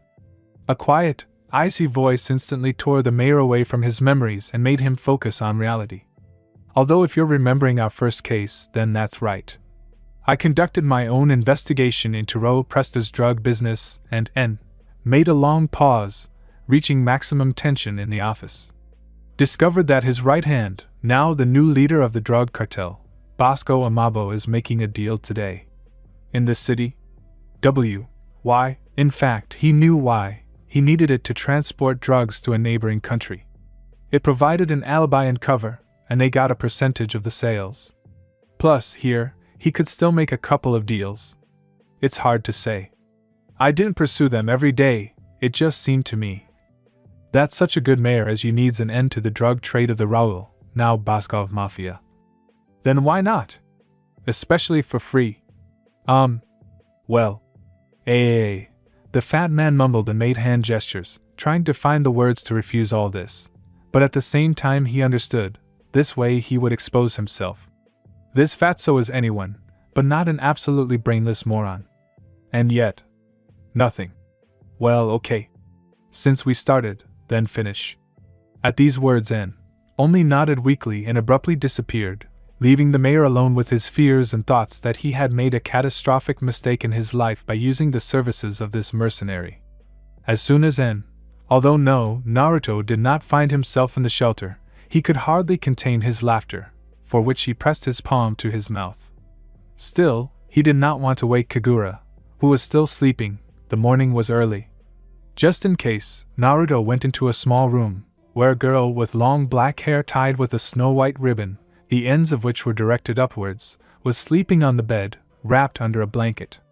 This companion appeared, in a rather unusual second life, just like in the first life of the restless Uzumaki, under rather sad circumstances. Flashback 3 years ago. There is nothing better than summer nights. It is warm, crickets chirp and fly around like stars that have descended from the sky, and the full moon along with the stars illuminates the way so as not to get lost in the darkness of the night. This could not go unnoticed by a boy running at great speed, or to be honest, an adult living a second life in the body of a child. Although thanks to a certain dragon, he became quite eccentric and active, which seemed to match his body. But in this stream of activity there was hidden sadness, bitterness and pain, which, although it had diminished over the years, in addition, his killer instincts had stabilized. Acnologia increased these years for intensive training, so it's hard to tell how old his current physical shell is, 10 or 6, as it should have been in reality, if the dragon hadn't warped the space-time continuum for the sake of his second student, and not out of the kindness of his heart, but because of not entirely sweet circumstances, which Acne kept silent about, although the blonde got him with questions about it. But that's another story, which doesn't matter because he's just walking through the clearing, Naruto thought. But his mood instantly worsened, from the realization that something not the best would happen today, since his mind, now connected to the space-time continuum, was still too weak to see voluminous and absolutely accurate visions. But Naruto could understand the essence of visions. What would happen would not be the most pleasant, but unfortunately a recorded event that could not be cancelled. But there would be survivors, and Naruto could not help them. After a few minutes of fairly fast running, Naruto, judging by the huge column of smoke that was visible to his eyes, was close, and this made the blonde stop from a small stupor. Some of his visions have the ability to repeat themselves, or to be more precise, to show what is happening a minute later, albeit in somewhat muddy tones or as if the image is in some kind of funnel. And now, he vaguely saw smoke, fire, heard screams that were definitely children's and also evil laughter, belonging to those who arranged all this, and screams and hysteria of other adults. At this point, the vision ended, not because that was all, but because of the unwillingness to see further, albeit in a vague sense. All the same, he could not change it, and would not have been able to at all. So, Databeo. Intrigue, intrigue and more intrigue.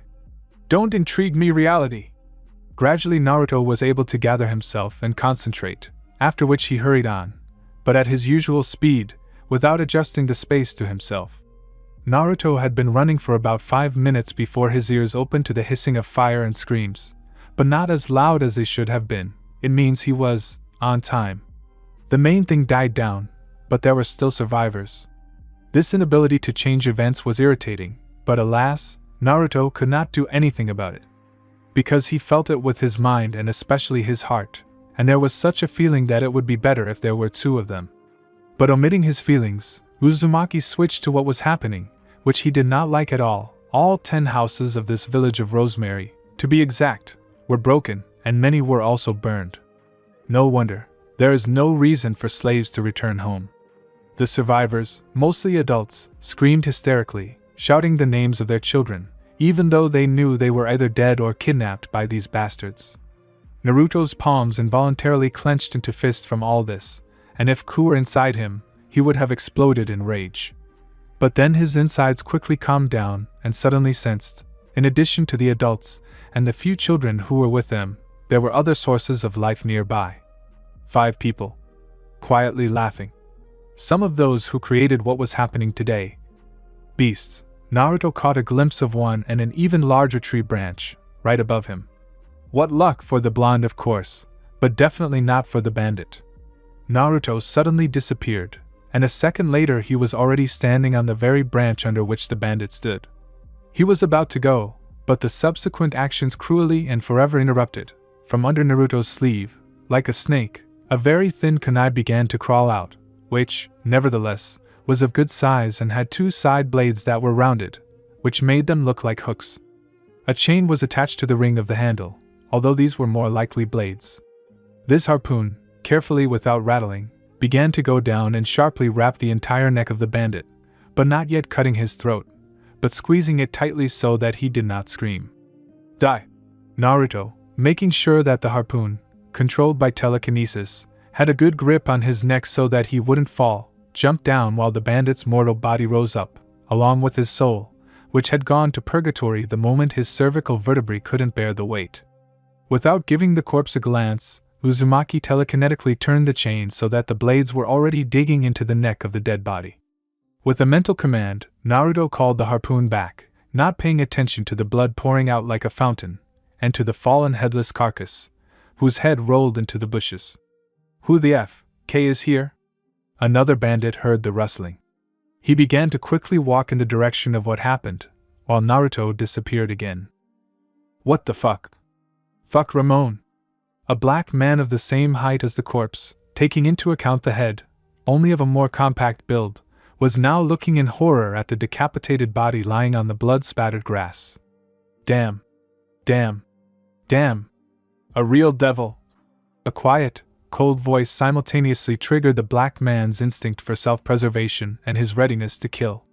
As a result, he unhooked a small dagger from his belt and swung it back, but ended up driving it into a tree. Why, the bandit tried to get the dagger back in horror, but the fear that made him put a lot of strength into the blow did not give him the strength to get the dagger back. A minute of intense attempts to pull his weapon out of the tree did not give the black man any results. But for Naruto, who was in a state of icy rage, this gave the perfect result for a surprise blow. A blow with telekinesis. While the bandit, still whimpering from fear, tried to get the dagger, Naruto, who was standing behind him, extended his hand, which was glowing with a bluish light forward. Arg! The bandit, literally lifted by something invisible, first rose a little into the air, and then abruptly slammed his back into a tree without the ability to move, and in addition, broke his arm, which was holding on with all his might to the dagger stuck in the same tree. He, overcoming the pain, began to look around and at the same time began to try to free himself, but his body seemed to have turned to stone, and his right arm, broken at the bend, also ached from pain. Soon a completely black silhouette appeared before his eyes, whose eyes were hidden by a hood the black man could not see, but even so, he could not utter a sound. His mind literally froze, from horror and fear, unknown, as if the brain simply considered this man in black, his nightmare or even worse, death. Well, hello, in Naruto's voice, cheerful, active and quite young, the first 2 points disappeared without a trace, replaced by coldness and calm, but in this calm even a dumb person could hear far from friendly notes. I hope your hand doesn't hurt too much? From this, sweat began to appear on the bandit's face. That you are not talkative. And I really, even, need a dialogue with you right now. Before the bandit could say anything, he winced in pain from a strong blow to the solar plexus. No swearing. No snot. No secrets. That's what I ask. If you break it, you die. If you do what I ask, the gravity of what happened will determine your and your comrades' fate, although I'm surprised they didn't pay attention to your screams. But it doesn't matter. First, tell me your name. He wasn't joking, the black man realized. There was no point in lying, and pomposity, arrogance and anger, like cowardly jackals, hid in his not-so-pure soul. Caesar. Be but my friend, call me Caesar. I'm not your friend and I certainly won't become one. Naruto sighed slightly and continued. And now, tell me, Caesar, what were you doing here? Why do I see crying mothers and grief-stricken fathers and old men near the ruins now, and only 3 or 4 children? Speak! Merg. KGH. Arg. Naruto, who had lost all respect for this already whining nonentity, hit him in the solar plexus with even greater force, causing him to spit out blood this time. I'll tell you. We were given a task. to take all the children aged 10 and over from this village.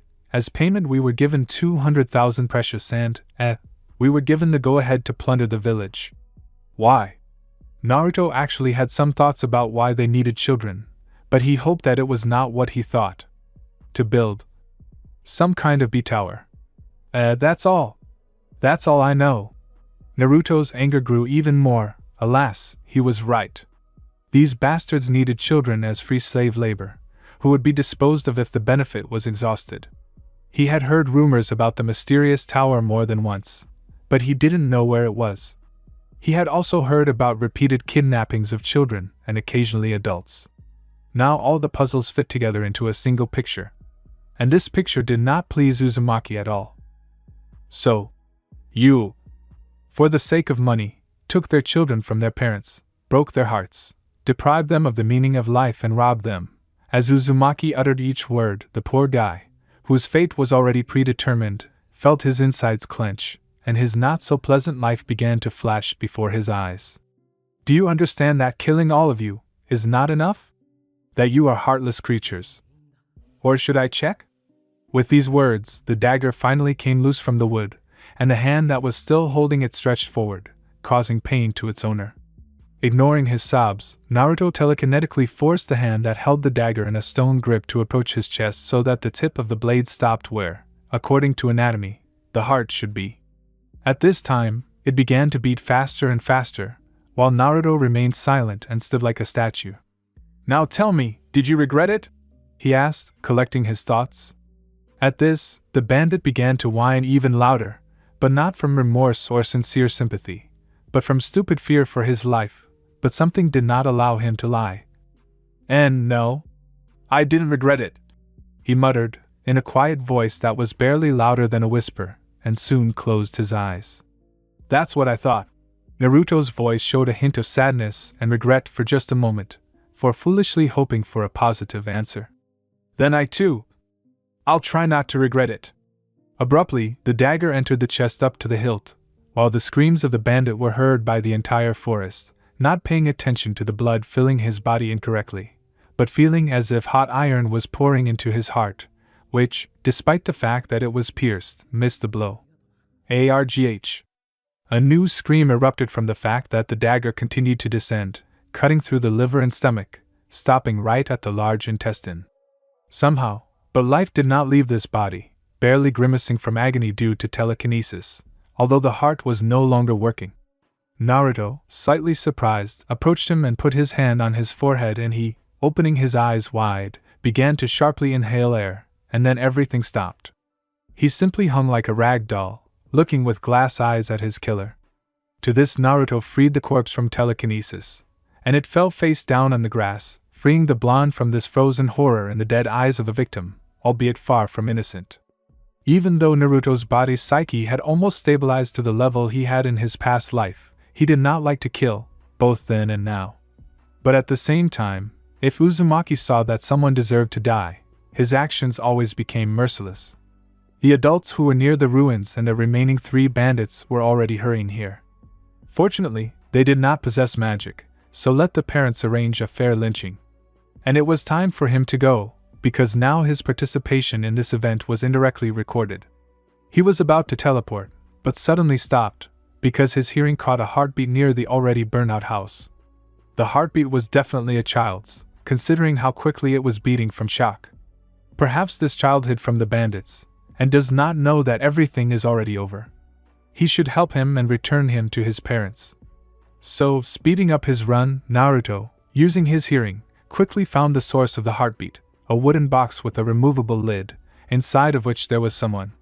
Coming closer, Naruto already tried to take control of his emotions and knock knock knock. He knocked and began to pronounce it, trying to make the tone of his voice quite cheerful, which he succeeded in quite well. Inside the box, at first there was a sigh, exactly like a girl's, but then silence. It seemed that the one who was hiding there covered her mouth with her palms. Knock knock knock. Silence was the answer again. Hey, hello? You know, it's impolite. Usually, you have to ask. Who's there? Maybe I'm some kind of postman or a doctor. What's wrong? It's all over, the bad guys have left, and those who haven't, their parents will punish them now. Fidgeting could already be heard inside the box. As if the girl was in doubt. That's it. I'm offended, and if you don't get out now, I'm going to cry. If Kurama were inside him, he would laugh at Naruto until the end of time. Already at this, the rustling became louder, and the girl began to get out. Uzumaki's attention was presented with a small girl, half a head shorter than him, with large hazel eyes and long black hair, tied with a snow-white ribbon, the ends of which are directed upwards, in a white, slightly torn t-shirt with a collar like a shirt. Oh. You didn't let me cry after all, thank you. He smiled at the girl, his signature 32-tooth smile, which made her a little embarrassed, but without a word she squatted down in the box and started crying. Hey. What's wrong? Am I so scary? Naruto's right eye started twitching. Well, I'm not. Some kind of toothy dragon. Although I am toothy, of course, but I'm definitely not some kind of bogeyman. P. What? Hello? Sorry? Bye. Fart? Of course, I have a lot of time, but I want to help as FEERP possible, of course. Uzumaki understood that she would mumble all sorts of things from shock, but nothing could hurt. So, friend. Please tell me, what is your name? Y. Kaka? Wahaike Kaha? Oh, damn. Forgive me my impatient tongue, but, coming closer to the girl, he touched her temples with his index and middle fingers and closed his eye, which the girl soon did involuntarily. A minute later, Naruto opened his eyes, but the girl was still standing with them closed. So, we got rid of the shock. Although it would be easier to get into your memories, but it is far from aesthetic and too impolite. So, hey, are you okay? He lightly tapped her forehead with his fingers and she opened her eyes. Her face became sadder than moments before, but now she was not trembling and was somewhat calmer. I'm fine, the girl almost whispered, but Naruto heard her. I believed it. But what is your name anyway? Just don't tell me that your name is really Kaka. The blonde tried to defuse the situation with a joke, which didn't work out very well, although the girl let out a small laugh. Kagura. And my name is Kagura. A good name, a good one. That was their name. Oh well. The main thing is that it's all over, the bad guys are gone and won't come back. So, let me take you to your parents. I don't have parents, the girl said in a calm voice, making Naruto stand there in a stupor for a couple of seconds. What? What about? Then maybe to Grandma, Grandpa. You are alone? Yes.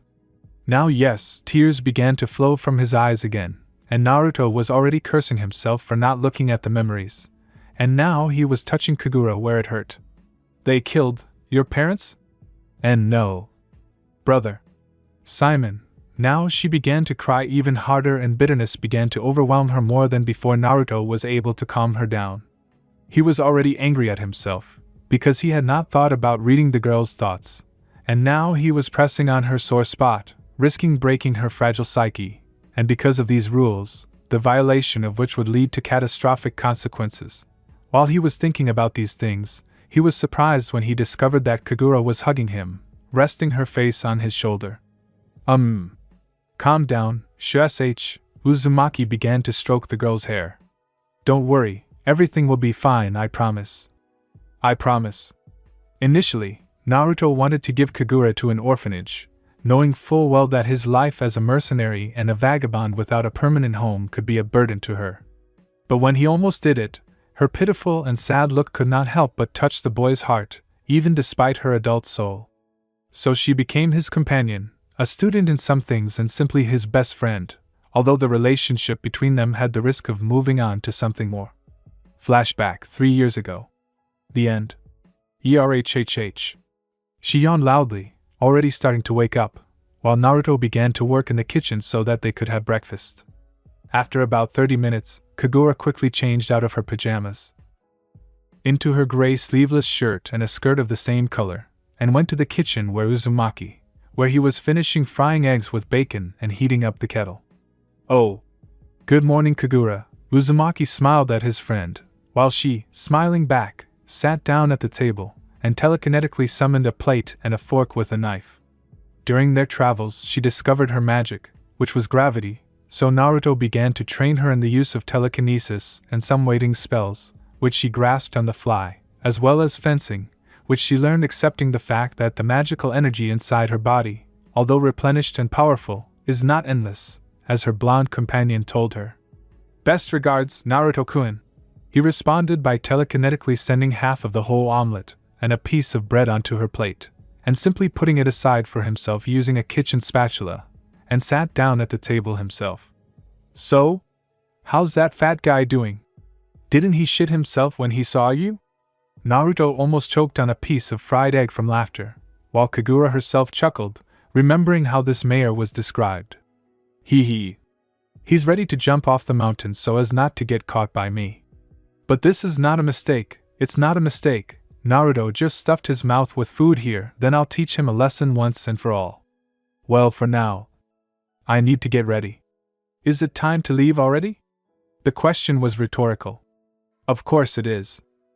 Tomorrow evening we'll head towards the Principality of Veronica, find a job there, temporary housing, and then we'll see. So, you should pack all your things. Don't worry, I'll do everything. Kagura had already finished her meal. And you? Now I'll get ready too. After all, I've already been given an advance payment for clearing out the Amabo drug cartel, the rest I'll pick up in a week from the authorities in Magnolia. So, 100,000 now, 200,000 later. Not bad. But how did you? Oh yeah, rumors always spread at the speed of light. The very next day everyone will be chatting about several things. The Bosco Amabo drug cartel ceased to exist due to the mysterious N. The mayor of City X went crazy and began to think of himself as a chicken. And blah blah blah and blah blah. Heh, that's true, but knowing you probably took precautions? Kagura narrowed her eyes at him with a sly grin, to which he made a face in the style of, "Who do you take me for?" Don't take me for an idiot, Ms. Mikazuchi, Data Bail. I just bought a memory sphere the size of a bead, so the authorities will definitely have the records. And how will you act? What if they don't like how you act? Well, I don't know. Naruto put his hand to his chin, pretending to think.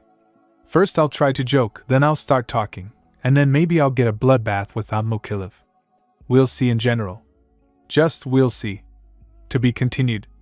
Not yet finished. Comment after some time. Sorry that there was no chapter for so long. I'll try not to delay any longer. Now I'm already taking up LU 600 years, and then the power of 2 and then Protocol 13_97.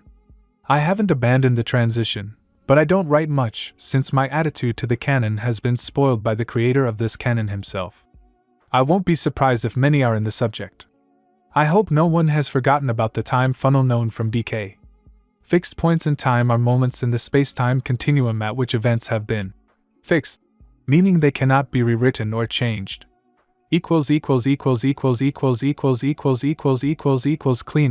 Part 1 City X. Misery Lost. Abandoned area of City X. Misery Lost is a small piece of territory where after an epidemic of an unknown disease, and then burning to destroy this disease, no one lived anymore, except for homeless people, drug addicts and small robbers who pitched their tents to somehow survive on the street. But now, due to the protectorate of the mayor, for a short period of time, an unknown caravan settled here, which instantly occupied almost the entire territory. No one, except for a few people, had any idea what kind of caravan it was and for what purpose it stopped here. It is not surprising, because the mayor, for the sake of money, did everything to hide all the information about this caravan. It was the drug cartel of Bosco Amabo, in the past the right hand of Raul Prester, now the leader of his criminal empire, which is actively engaged in the sale of drugs and sponsoring some dark guilds, in exchange for a percentage of contracts, as well as protection from certain enemies. Unlike his boss, who, although he was a pretty smart businessman and had an unusually good business acumen and a sense of profit, but unfortunately, was also a complete scum without honor and dignity, and also had a rather hot-tempered, impatient, and sometimes completely impatient character, which attracted the fact that the same mayor of City X, thanks to his connections, put an end to him. Bosco was distinguished by greater caution and intelligence. He did not commit such things as the destruction of the village of Rosemary, for which Raoul became infamous in dark circles, and did not conduct drug sales operations without careful preparation, without the exact certainty that no one would attack their trail.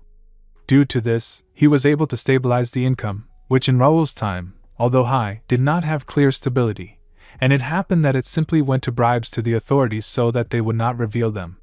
Also, Amabo refused to sell slaves or capture homeless people or orphans to turn into slaves, because of the same Rosemary devastation. Although contracts from the same customers still come to him. Now he and his men were here. Back in this damned city, which was like a beautiful wrapper that covered up all the shit that was in it. This quarter, the corruption and prostitution in the richer parts of the city, this mayor, in general, you can go on forever. But it was not worth thinking about now. Soon their old business partner from the borders of the Alvarez Empire should arrive, which promised a good deal from which they would get a big jackpot, and such deals are rare these days. So a little work and that's it, just a couple of % to this miser who ran this hole, and the deal is in the bag. Everything would have been fine, but the man's soul was extremely uneasy. Today there were two unpleasant events in his life. This was the fall of Raoul, who, although he was a scumbag, was the boss and to some extent a friend. And also another, the Rosemary ruin. After all, Bosco had much more conscience than the former boss, and he really felt sorry for those parents and children. But who was he then now? True, nobody. And he could not fix it in any way, only not to interfere in what was happening, to be either for one nor for the other. Why do I have this feeling? That something is going to happen today? He asked quietly into the void, looking nervously at the sun, which would soon be setting. A minute later, a man dressed in a brown cloak, with a sword on his back and his face hidden under a hood, comes to him. Bosco-sama. Bosco almost jumped from the unexpected arrival of his subordinate. Is everything okay? Why, yes. He rubbed his left temple, as if collecting his thoughts, and stood up. I'm just a little tired. It happens, that was something rare, loyal fighters and workers. Unlike Raoul, they respected Bosco more as a boss, and as a partner in the past, they highly valued him as a good fighter and comrade. Zig had already prepared everything that was necessary and checked it. Okay. The boss nodded with satisfaction. You can go, but warn the guards to be on the alert. There shouldn't be any missteps or troubles today. Yes, Bosco-sama. The subordinate bowed and quickly left, leaving Bosco alone. Alone with his serious concerns about today. Raoul, what have you done? Kagura, are you done yet? Naruto asked, putting the last of his things from the hideout into one of the bags. Ahas. She zipped up her bag, finishing packing her things. The house was now almost completely clean, except for the usual utensils that they hadn't brought. Give it here. The girl threw the bag sharply towards Naruto and he, having caught it, put it on a mountain of several bags, under which was an unrolled scroll, the contents of which were impossible to read because of the same bags. Having quickly inspected the number of bags and then also the room for any extra ones, Uzumaki put his right hand on the very top bag and he simply began to press all the bags into this scroll, and what is surprising, they were pressed into the scroll, as if into some kind of closet. And when the last bag disappeared into the scroll, the paper of the scroll suddenly turned black, but after a few seconds it turned white again, only the inscription remained on it. House. Uzumaki grinned slightly. Spatial control is a much better thing than sealing. Uzumaki abruptly turned to Kagura, who was simply standing and watching Naruto's machinations. What next? Next, you take the things, or more precisely, the scroll in which the things are enclosed, and wait for me. And you just go and have fun, beating up drug addicts with swords and clubs. The girl chuckled, folding her arms across her chest, while Naruto, smiling slightly, simply whistled. It's not fair. Ahem, he began to clear his throat, as if expressing indignation. You forgot, Mrs. Mikazuchi, that you owe me something. So debt is debt. She blushed sharply and began to look away, but at the same time, she proudly raised her nose, which made the young man barely hold back his laughter. Oh, come on. Don't get so cocky. Naruto came up to her and ruffled her hair, which made her stand not as proud, but as a little embarrassed. Oh, her cheeks even turned red. But it's still not fair. she exhaled. Can I have a go too? Kagura, if the situation were different, you would also have fought and kicked a few asses, but you need to do one small thing now. Keep an eye on our fat-ass corrupt mayor. Today is his last day in office. Should I cut it by 40 centimeters? She carefully rubbed the guard of her katana, which was on her belt. After these words, Naruto looked at her as if she was crazy. No. He began to shake his head negatively and at the same time gesticulate comically with his hands. Almost no. He'll just have to become a vegetable, even though he deserved to be sliced into a salad. No, you just have to make sure he doesn't run away. But as for the guards, you can cut their hair anywhere, even their fingernails and toenails. You're cruel, Naru, the girl smirked. What can you do? The boy laughed slightly. That's just the way I was raised. Both Naruto and Kagura laughed a little at this phrase, and then, as they calmed down, Naruto's blue eyes suddenly became unnaturally blue. They became brighter, light was shining from them, and, as it seemed to Kagura, mysterious symbols were coming from the pupils. This glow lasted for about 20 seconds, and then it stopped, but Naruto continued to stand rooted to the spot. This slightly scared the girl, although she should have gotten used to this by now. And then suddenly, so, everyone has to go, or the chicken will burn. Naruto suddenly shouted cheerfully, clapping his hands, which made Kagura jump in surprise, but she didn't object, she just nodded and quickly walked out of the house. So they are already not far from the city. Uzumaki rubbed his chin. Okay. It's time. Coming out of the house, which was not the same size on the outside as it was on the inside, which is why it could be mistaken for a children's toy house, Naruto began to walk quickly towards the forest. Damn. He stopped abruptly, remembering what he had forgotten to do just now. I keep forgetting. Raising his right hand towards the house, he extended his palm on which a dark blue transformation circle appeared. A couple of seconds later, the circle disappeared and Naruto, having re-equipped himself into the unknown costume, set off again. The house, meanwhile, began to flicker, making a whistling unusual sound, stronger and stronger, until it completely disappeared, as if it had never been there. And while the student of Acnologia and the kidnapped child from the village of Rosemary were going in different directions, somewhere several dozen kilometers from the city, a delegation from Alvarez was moving, in the form of 5 carts, in which sat 5 people, armed to the teeth with cold weapons, guarding a chest of some goods: heroin, marijuana, spice, cocaine, or something like that. I don't know what kind of drugs there are on Earth's edge. There were 4 horses for each cart, which were already somewhat exhausted and hungry, so it was decided to make a short stop to give the horses a break, and also give the guys a chance to have a snack and drink something cool. Today the weather is quite hot. Attention guys, as soon as everyone had set up the carts and tied the horses by the lake, which was nearby, the head of this delegation spoke, a man whose age is impossible to say, dressed in a gray shirt, a dark green vest and a cloak, the hood of which slightly covered his face, which was hidden by bandages. Why it was covered with them is unknown. Perhaps it was scarred, perhaps plastic surgery, or, which is extremely unlikely, he had no face at all. But now is not about that. We will rest for exactly an hour, and then continue on the journey to the end. Drink some water or whatever else you have, just not alcohol, and have a snack. As you say, boss. There is a boss. Adam. Can't you get drunk or something? Well, F.K. Such comments reached the ears of the boss, who meanwhile was walking to his cart, but he didn't care about them. Of course, they were drunks, rowdies and rude, but not absolute idiots and not traitors, which was important today. The boss's carriage was a masterpiece of spatial magic. Its internal size exceeded its external size several times. Due to this, there were a couple of rooms and an office in which the leader of the drug gang did all sorts of paperwork. Sitting down at the table, on which, not like Makarov's or Hiruzen's was Tsunade, papers and documents were neatly laid out, the man took off his hood, revealing one detail of his appearance: short chestnut hair sticking out like a hedgehog. So, the man picked up the document Bosco had sent a week earlier, which gave the mayor's permission to stay in the city of X for 3 days, indicating that he would be staying in the Misery Lost area.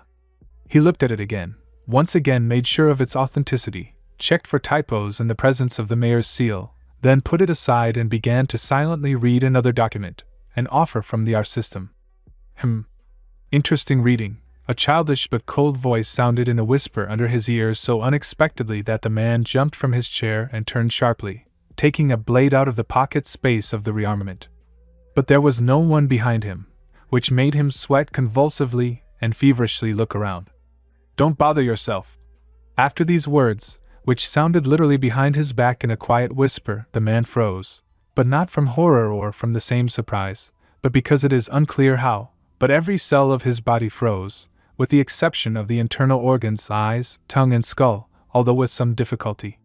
"Now your entire office is tuned to my biorhythms, and therefore almost your entire body is paralyzed, but if you resist, your body will not withstand the load, and you will be destroyed. Don't worry and don't resist, you'll soon get used to being still." The man realized, strangely enough, with his hand that the stranger wasn't lying. The harder he tried to move his hand, the more, or rather, even more impossible, it became more painful. Who are you? What do you want?" The paralyzed man's voice did not sound loud and was somewhat hoarse for obvious reasons, but at the same time he continued to look around with his eyes.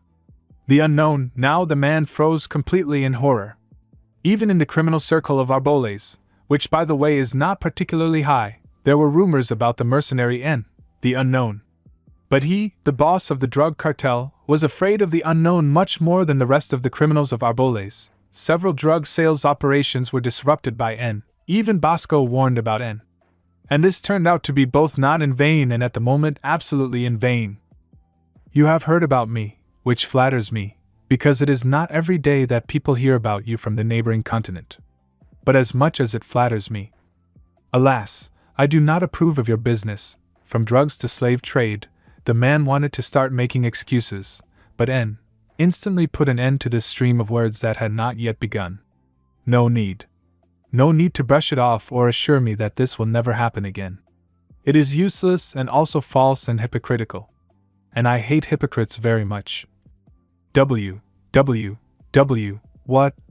you need?" The man tried with all his might not to try to resist the paralysis, in order to try to see it, and his efforts were not in vain. Right in front of him appeared a man of medium height, dressed in all black, from his boots to his cloak with a hood, in which absolutely nothing was visible. He only grabbed the paralyzed man by the chin, and began to examine the bandaged face more carefully. "Justice. Not for myself, but for one of my friends and for all of Fiori. And specifically through you, they will receive this justice. And your knowledge in your body will help me with this." N's body became translucent, although it was barely noticeable due to the fact that the room was lit only by a few candles. "Well then, a new body. Let's go," N walked quickly towards the paralyzed man and literally merged with him. The paralysis of the criminal passed from this merger, but he fell to the floor and began to convulse, wheezing something in a weak voice, while his hair and eyes changed colors. His hair became light orange, and his eyes became blue. These were all the visible changes so far, but judging by the previous 2 points, there should be more changes. RRAR. Cough yet. OHH. Damn. Databao, the boss, or rather Naruto, who had almost adapted to someone else's body, began to rise. Damn. He only has one kidney. Someone else's body is a new sensation for you, although he should have gotten used to it. This is not the first time he does this. Naruto once again racked his brain over how Orochimaru dealt with something like this. Damn, he even took a woman's body when he fought the third. Okay then. Access to memory, that was the advantage of the connection. The mind of the connected remained at the complete disposal of the one who connected. And now, Naruto is looking through the memories he needs at the moment. Well then, Naruto throws a hood over his head in order to hide the changes that the bandages did not hide. Dash. Norin-chan. It's time to get to work. Fuck. The mayor began to quickly gather the valuable papers from his desk and the money he had hidden there into a suitcase.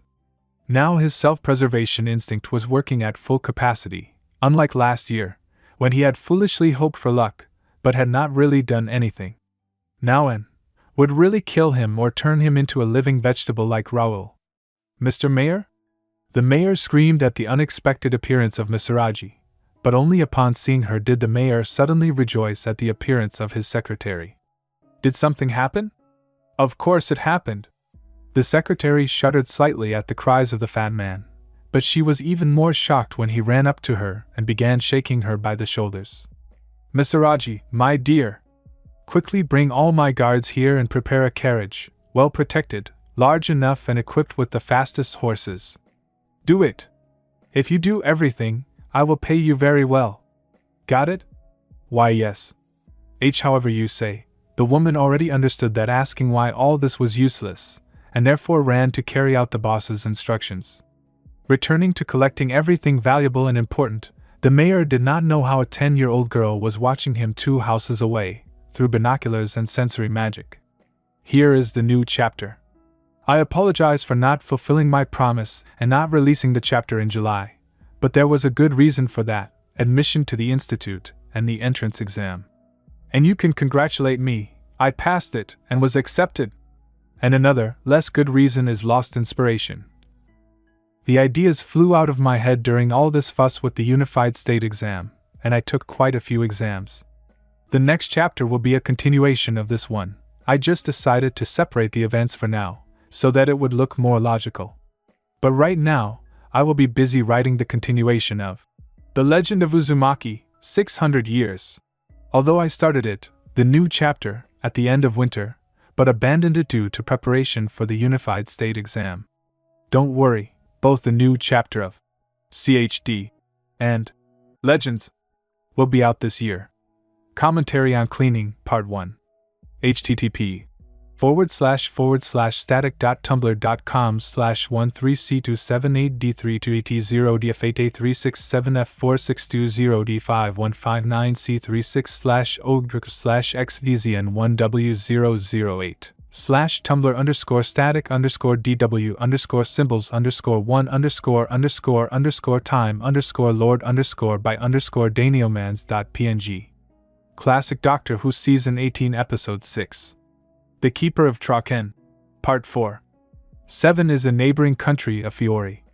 http://vignette2.wiki.nocookie.net/fairytale/images/a/colored_earth_map.png/revisions/latest question mark cb=2014081214215 and path prefix =ru. Cleaning, Part 2.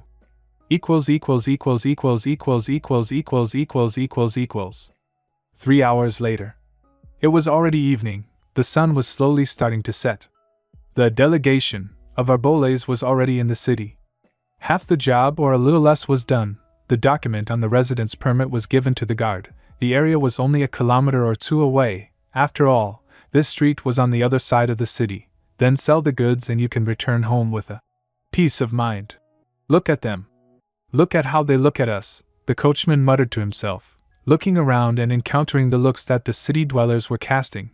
Children who were walking nearby were looking at the carriages with curiosity, ordinary people with suspicion, and some even cast looks full of contempt for various reasons. Already approaching the area, it became clear why it was called Misery Lost, Misery Misfortune, Suffering, Grief, Loss. Unfortunate loss like that. A practically empty area, only crows, flies, stray cats and dogs and a couple of snoring homeless people lived here. The houses, which were made of stone, had their windows and doors boarded up, and the walls were shabby, covered with cobwebs and soot. Wooden houses, of which there were more than stone ones, were burned to the ground. In their place there were only piles of long burnt and rotten wood, which emitted a slight smell of burning, which was surprising, and a stronger smell of rot. And it was not the wood that rotted, but it seemed that someone had been alive. Ugh, the driver held his nose with his free hand, just like the people sitting in the carts, so as not to smell the stench. Soon they noticed a light in the distance, which meant they were close. And indeed, this light turned out to be a campfire, next to which 3 men were warming themselves, unfriendly in appearance, dressed in torn rags that had once been clothes.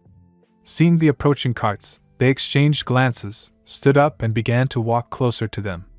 Hey, Hey! One of them began to wave, in order to attract the attention of the coachmen so that they would slow down their horses. He is walking along the snowy road, scattering gold coins behind him. Shoe marks! After these words, the faces of the three tramps softened somewhat, and grins appeared on their faces. It couldn't be more true. Welcome to the penthouse. The one of the tramps, who was closer to the carts, bowed to them theatrically. Gradually people started getting out of the carts. The first one to get out was Norin, and the rest of the bandits followed him, each carrying a chest in groups. And they all started walking towards the entrance to a more or less intact two-story building, which the three pointed to in a theatrical manner. Well, more or less intact. The windows were also boarded up, and the walls were covered in all sorts of graffiti, but it was completely intact and less affected by time, unlike many buildings in this area. Upon entering, many of the delegation were somewhat surprised, with the exception of Norin and 5 others. The premises inside the house were in very good condition. Those 6 were not surprised, because they had been here a year ago, when Raul Presta was still in charge. And what's more, they would not forget it, because on that day a year ago, they had been lucky enough to escape from the unknown, simply because of the rush in business. And God knows what could have happened if they had stayed there longer. Hell, they had barely decided to make a deal with Bosco Amabo's gang this year, and only after he assured them of complete safety and reliability. The inside of the house was quite spacious, fresh and without any unnecessary luxury. Fresh wallpaper, furniture and chandeliers, garbage removed and everywhere disinfected from insects, small rodents and rot. Raul and Bosco tried their best to clean up here for several years, since poor conditions could harm both their people and goods or money. Mr. Ching, Norin, and the others were already standing near the stairs to the second floor, when they were met by a man dressed in a brown cloak with a sword behind his back and his face, the upper half of which was hidden by the shadow of the hood that was on his head, and he bowed to the delegation, and its leader in particular. Mr. Khan bowed Norin in response. It is nice to see you in full health. At this the interlocutor, chuckling in a sarcastic manner, threw off the hood from his head completely, opening his entire head for viewing. A completely bald head was covered with huge scars and marks, and all together they looked like one big web, and several small scars of this web reached the face, reaching the forehead and the left eye, or rather only to the eyelids that covered it. Sorry. I wanted to say, in almost full health. As a souvenir from the unknown. The man sighed and put his hood back on. Mr. Amabo is waiting for you in the office. The rest of you follow me. Norin, nodding to the swordsman, began to walk to the second floor, while the others followed the swordsman further.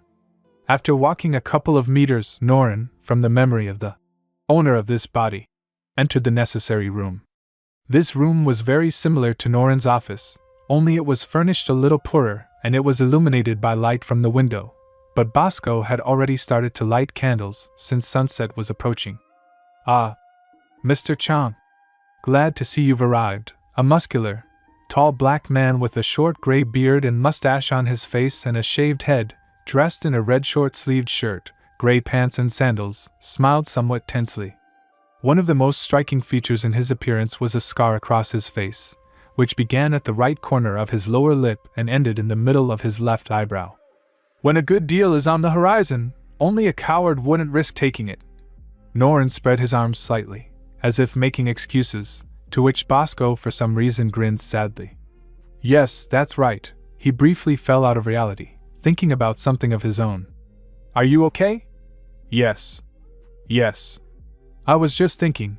Bosco went to the desk and picked up several papers and scrolls, after which he went closer to Norin and handed them over. Here is all the necessary documentation, plus confirmation for withdrawing money from the Bank of the Country of Savina from our account as payment for the goods. That's good. He put the papers in the inside pocket of his coat, after which he began to look more closely at Bosco, who was still acting somewhat nervous. Sweat could be seen on his face, the corners of his lips were trembling. Maybe we should go downstairs and look at the goods? Huh? Yes. Of course, he walked out of the office with a quick step, so fast that Norin almost had to run after him. Having caught up with him near the last steps to the first floor, they reached a huge hall, where both Norin's people and Bosco's people led by Khan, were already waiting for them, surrounded by huge rectangular tables, which mainly served as a place for eating, but today a place for placing chests. Bosco-sama. Khan began to walk towards the boss and Norin, to which Bosco raised his right hand. It's all right, Khan. Guys, open the chests. A mob of men stood up from their seats, went to the tables and, taking out knives, blades or axes, broke the locks, since they no longer needed the chests. The contents of these chests were numerous bags of dark purple powder. For about 10 seconds, Raoul's guys stared at it as if it were a miracle. Dark ketamine spice is a very powerful, expensive and rather rare drug. You can hardly find it anywhere in Fiori. Luckily, there is plenty of it in Arboles. But is it him? Seek was now tormented by slight doubts, even though they had been cooperating with Norin for several years. Such an expensive drug, at a rather low price. And also, as one proverb says, trust, but verify. So let's check it out. Several of Bosco's thugs expressed enthusiasm for trying such a rare drug, to which Seek and Bosco nodded and gave them permission. Taking one of the packets, one of Bosco's thugs pierced it with a dagger, after which he sniffed all the powder that was on the blade. From just one sample, he suddenly locked up and shuddered just as sharply it became somewhat difficult for him to breathe. A thin stream of saliva began to flow from his mouth, and the pupils of his eyes dilated so much that the color of his eyes turned black. Oh, this is chic. Cring dope. The expression on his face seemed to express universal happiness. He even threw his hands up and fell to his knees before continuing to inhale this powder like crazy. Yeah, this is really dark ketamine spice. Bosco, looking with some disgust at his completely stoned subordinate, was convinced of the authenticity of the product. Deception is not my style, grinned Norin, under the bandages, and his eyes suddenly, unnaturally lit up, but only for a second. Bosco's expression flinched, and his eyes widened with a sudden sense of alarm. It did not escape Norin's eyes. Something wrong? Why, no, he said somehow unnaturally calmly, while his face also acquired a calm, even somewhat humble expression, which some particularly attentive thugs did not understand, while Khan was already wary and wanted to pull his katana out of its sheath. Everything is fine. Let's go back to the office. Well, okay, Norin began to walk out of the hall, only now he was walking ahead of Bosco, who, with his hands behind his back, began to quickly make some gestures with his palms to the thugs standing behind him and to Khan in particular, after which he glanced in their direction and, seeing their nods, hurried after Norin. Around the same time. Meanwhile, already several dozen kilometers away from the city, a trio of fairly large and powerful horses continued to run, pulling a spacious, luxurious carriage, red in color and covered with metal plates made of light but quite durable metal. Misaragi carried out the mayor's order flawlessly. However, this did not mean that everything was now behind us. The mayor, sitting inside the luxuriously furnished carriage, was well aware of this. Despite his nature as a typical greedy, vile businessman with an insatiable thirst for power, he was not completely mentally retarded, if you do not take into account his carelessness and the foolish hope that after solving the problems with Raoul, everything would be over. If he had decided to run away then, everything would have been different. Even if he had lost the lucrative post of mayor and some money, he would not have lost absolutely all his money and connections, which extended to a couple of small countries. At KH, sitting inside his luxurious mobile mini fortress, the mayor, who may already be a former mayor, was afraid to look out the window, and tried to somehow calm his nerves by drinking expensive alcohol, but the instinct of self-preservation, hard working off its annual vacation, did not allow alcohol to dull the mind or enjoy the type of wine put into this expensive drink. The only thing that the tongue of the mortally frightened fat man felt was the sourness of the drink, and nothing more. Gulk, gulk, gulk. Cough, cough. Damn, having finished the last thing in this bottle, the mayor had no choice but to grab his head with his hands. Damn, damn, damn. After that, as if to spite the fat man, the cart shook sharply, causing even the mayor's not-so-light body to jump about 10 centimeters, after which it plopped down on the floor. FCK. As soon as the carriage stopped moving, the mayor stood up abruptly and ran to the window, but apart from the trees illuminated by the moon, and a couple of people, his bodyguards, who were riding nearby on separate horses. Opening the window, the first thing he heard was the swearing in the compartment with wild surprise, sometimes interrupted by the neighing of the bodyguards' horses. FCK. How so? Well. How untimely. The fat man's already frayed nerve shook his body as if by electricity. Goosebumps ran down his spine, and his brain began to draw unflattering pictures. Boss. The mayor almost jumped up in fright. He didn't notice how one of the bodyguards entered here. Boss, we have an emergency. The three of them got detached from the cart and galloped away. What? The mayor's eyes popped out from this. This carriage was created specifically for the safety of important people, in this case for him. And now it's just a miniature fortress, stuck on the road in the middle of the forest. How untimely. The mayor ran out of the carriage and to the front of it. The part that connected to the team of horses was... No, not uncoupled. Cut. Someone, definitely someone, had somehow uncoupled the horses from the carriage. What the... The mayor's worried thoughts were interrupted by the surprised exclamation of one of the bodyguards, who was staring at one of the trees closest to them.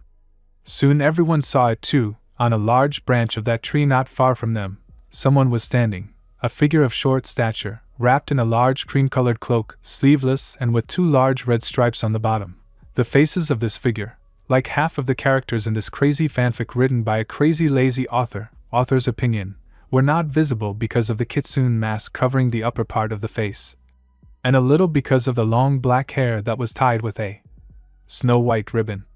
This figure was simply standing, holding a nodachi in its right hand, the handle of which was tied with bandages, and the blade was hidden in a sheath. Could it really be N? The mayor was scared as soon as he looked at the figure, but after taking a closer look, he realized that it was not him. He would recognize N, not only by sight, but also by feeling. But what did this man need now? The bodyguards stood frozen, their hands only reaching for their blades, daggers, and for one of them, magic. For some reason, they didn't understand what to do next. Until the boss's voice brought them to their senses. What are you standing there for? Kill him! The fat man shouted his order angrily, but with a hint of fear, and they went on the offensive. Kagura jumped from the branch to the ground and just stood there, not bothering to take her blade out of its sheath. But on the girl's face, something appeared that was not typical of an ordinary 10-year-old girl, a grin from anticipation of battle. One of the mayor's thugs was already very close to her, and had already raised a small battle axe over his head in order to turn the enemy's head into meat mush. However, with a speed unusual for an ordinary person, Kagura grabbed the handle of her nodachi and with the same speed and slightly raising it from the side, with no less force struck the bodyguard in his left side. From the force increased by mana, the blow of the blade was very powerful, and it sent the enemy into a rapid flight, ending with a large imprint on a tree. And if Kagura had pulled the blade from its sheath, everything would have been much bloodier. The other three and the mayor were taken aback by what they saw, and soon the fat man began to shake with fear again, and so, trembling, he ran as fast as he could back to the cart. The others, strangely enough, were not such cowards. The surprise passed and they prepared to fight again, holding their weapons more carefully, while the only one of the four who could use magic remained behind and put his hands forward, causing two small circles of dark blue transformations to appear in front of his palms. I wonder if they know how to work as a team? Kagura looked at all three of them, looked at their fighting stances, their magic. In general, she assessed them. And so it began. Both bodyguards ran towards Kagura. One was 2 or 3 steps ahead, while the other, having straightened his small katanas, deliberately lagged behind. Soon, finding himself very close, the bodyguard who was in front, unlike the one whom Kagura had smashed into a tree with one blow, was armed with a light sword, and he also raised his blade not so far so as not to leave himself unprotected. Kagura simply put her blade forward, pointing the blade, which was hidden by the sheath, right at the bodyguard, but did not raise it for an attack yet. Arg! He quickly struck the first blow a cut, to which the girl exposed the sworn enemy, and it only slightly scratched the scabbard. Then, quickly, with a turn, he swung the blade again, but Kagura's blade withstood this blow without difficulty, without disturbing her balance. After that, pressing his blade on hers, he jumped over the girl, leaving her without protection for a short time. And now the second one went on the attack, seeing that his opponent had slightly lost his defense. Crossing his blades, he, being very close, let them go, expecting to cut this little one or at least inflict a serious wound, and then finish him off. But he or she jumped to the side. But still, one of the blades slightly slashed her, leaving a slight wound on her left side, which had already begun to bleed through the cloak. Although the wound was not particularly serious, it was still somewhat painful for a 10-year-old child, albeit trained in fencing and magic, causing Kagura to scream and fall to the ground on her uninjured side. The other two did not remain rooted to the spot and jumped, preparing their blades to turn the enemy into a kind of colander. Slightly underestimated. Let's move on to the trick. Kagura concentrated her magic into a light golden circle of transformation under her body, and her gaze covered the two of them, and they suddenly fell like sacks of weight to the ground, unable to move. What is it? The body feels like it's filled with lead. No matter how hard they tried, the two couldn't overcome the gravitational weight. But the third bodyguard, who was a mage, didn't let the girl catch her breath. He released a fairly powerful stream of lightning from his transformation circles at the girl, and if it weren't for her well-developed reaction and the excellent durability of the sworn enemy, then things would have been fried. That bodyguard deserved credit, Kagura thought, trying her best to defend herself with her blade. He didn't skimp on the lightning spell. The girl had to hold the handle with one hand and lean on the scabbard with the other, so that the blade wouldn't be blown away and she wouldn't be fried. And besides, she sent magical energy through her palms, so that the electricity hitting the blade couldn't shock it. So she felt how light electrical discharges slightly irritated her skin, but she didn't feel pain or burns. So she just looked, though squinting, at the power of the elements, which was unable to penetrate her blade and simply cut through without causing the girl any particular pain. This lasted for about 5 seconds, after which the magician, snorting with anger, began to run away. Coward! Kagura said contemptuously, and, swinging over her left shoulder, threw her sword at the fleeing man. Arch-enemy, spinning like a boomerang or shuriken, quickly flew to the head of the mage bodyguard, knocking him out, and then returned back to Kagura. Right on target, the girl grinned, catching the blade to herself. At the same time, those two bodyguards of the non-mage were already under normal gravity again, and therefore they could move again. And taking advantage of the moment, while she was distracted by the third one, they stood on either side of her, somewhere a couple of meters away. And at that very moment, when she had just caught her Nodachi back, they ran at her, putting their weapons forward. Kagura just stood and looked at each other, then to the other, until she straightened her hands on both sides. And again, the gravity magic turned out to be very useful. This time, the girl did not press them into the ground, but began to pull them towards each other. As a result, both of them, almost at the last moment, threw away their blades, otherwise their further collision would have ended fatally for both. And so only a concussion due to the collision of two strong foreheads and damage to soft tissues in the forehead area with a small loss of blood. And now the forest has become quiet and calm. Owls are hooting in the far corners of the forest.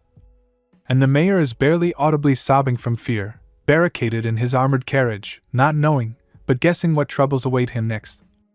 I guessed, Norin, having already managed to look into Bosco's mind on the way to the second floor, understood the situation. In the mind of the drug lord, fear, slight horror and anger were buzzing, but unlike the same Roel, a certain calm and even awareness of the acceptance of his situation, although Bosco had already taken measures. Due to his sharper hearing, Norin heard the screams of the people of his gang, testifying to the fact that their graves were prepared not on their native continent, but on the rotten soil of a rotten region. This stinking city? It's unfortunate. Norin shook his head weakly, already following Bosco into his office. Bosco himself, without a word, approached a small cabinet, the contents of which, Norin had no idea. And there, strangely enough, was wine, a slightly dusty bottle of dark green color, which was half empty. And Bosco also silently took out a couple of glasses. Would you like a drink? He asked in a quiet but very calm voice, pouring himself some wine. Norin, who sensed his full range of emotions, simply took off his hood and sat down on a chair that stood nearby. Bosco glanced at his face, or rather his head, which, with the exception of the eyes, mouth, and most of the yellow hair, was covered in bandages. "This is what you look like." The black man took a bigger sip of wine, after which he began to look into the eyes of Norin, which again lit up with a bright blue light, finally confirming the guess of the drug cartel leader. He remembered these eyes for the rest of his life, from that very day. "I didn't think that you Norin and are the unknown." After these words, Norin's body began to be covered with an aura, the same color as his eyes. With each passing second, the aura became brighter and brighter, after which there was a flash, from which the surprised black man had to cover his eyes with his hand. When everything calmed down, the following picture opened up before him. Norin's body was lying on the floor, his hair had become white as snow, and it did not seem like it was its original color.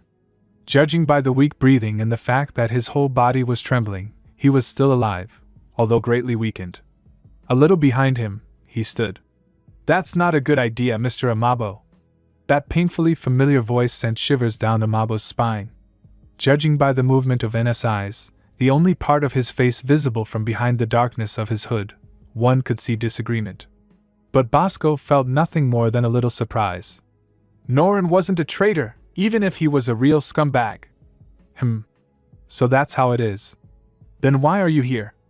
The drug lord began to ask just as calmly, but a little more actively. "Has this mayor sent us after our heads again?"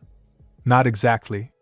It was just a coincidence." After these words, Bosco, as if grabbed by something, went flying to the other end of the room, until he crashed into the wall and remained hanging in the air. "I learned not long ago that some slave traders approached you with a business proposal. He found out about this against his will. Literally a few hours ago. Time trick, mother of all things. Only the drug lord won't find out about this. For various reasons." "Yes. We did, because the energy with which N held Bosco to the wall was pressing on his chest. It was somewhat difficult for him to speak, but N didn't care. We were offered to do about the same as 3 years ago." He was about to continue, when he fell to the floor, no longer held by anything. Bosco's carcass could not be called light, so it fell with a sound, which caused new sounds to appear after that, which in fact should have appeared a little earlier, the steps of the drug lord's guards. At this, the door latches began to move, by themselves, completely blocking it. "A month ago. The same courier came to us as then. Having come to his senses a little, he continued to speak. He offered 1,500,000 precious ones in exchange for the destruction of the village of Tuck. Only with slight changes in the conditions and demands. I don't care." And continued speaking in the same cold and emotionless voice.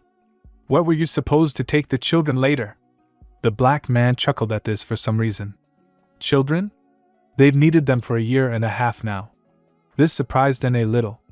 He, like the whole rabble of mercenaries, thieves, criminals and independent wizards, knew that these workers were illegally using slaves to create something, the essence of which he didn't know, and didn't want to know.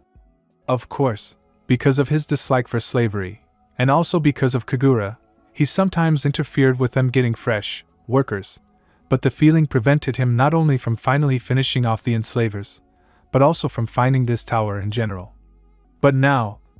"Okay," the mercenary said a little more calmly, as if collecting his thoughts, after which he twitched the fingers of his left hand slightly, causing Bosco to fly up a little and stand on both his feet, staggering slightly. At that moment, the door through which Khan and company were trying hard to break through gave way and everyone burst in with swords at the ready. And grinned under his hood, and chains of paper-thin kunai began to crawl out from under his sleeves. "Round 2, huh, Khan? Shut up!" Khan yelled with wild hatred. Swinging his arms, one of which held a blade, the wind flowed through the other thug's back, giving a clear hint not to interfere. At this, N used his magic to make the chains straighten, turning them into peculiar blades. Throwing himself with a wild cry at the man who had maimed him, humiliated him, and yet left him alive, Khan went on the attack. The swordsman's skill was quite enormous. Despite his anger and hatred towards his opponent, he still tried to act more or less soberly. If it weren't for the reactions enhanced by the dragon energy, N would not have had it easy. Click! N barely manages to put his left harpoon under the swordsman's blow, who was intending to cut off his left leg just below the knee. Clats! The subsequent roundhouse kick to the side of the neck was stopped by the right harpoon, and with the left he delivered a sharp blow that slashed the face from cheek to eye, but he was lucky to remain unharmed. This was what finally angered Khan, since En was playing with his weak spot, pride.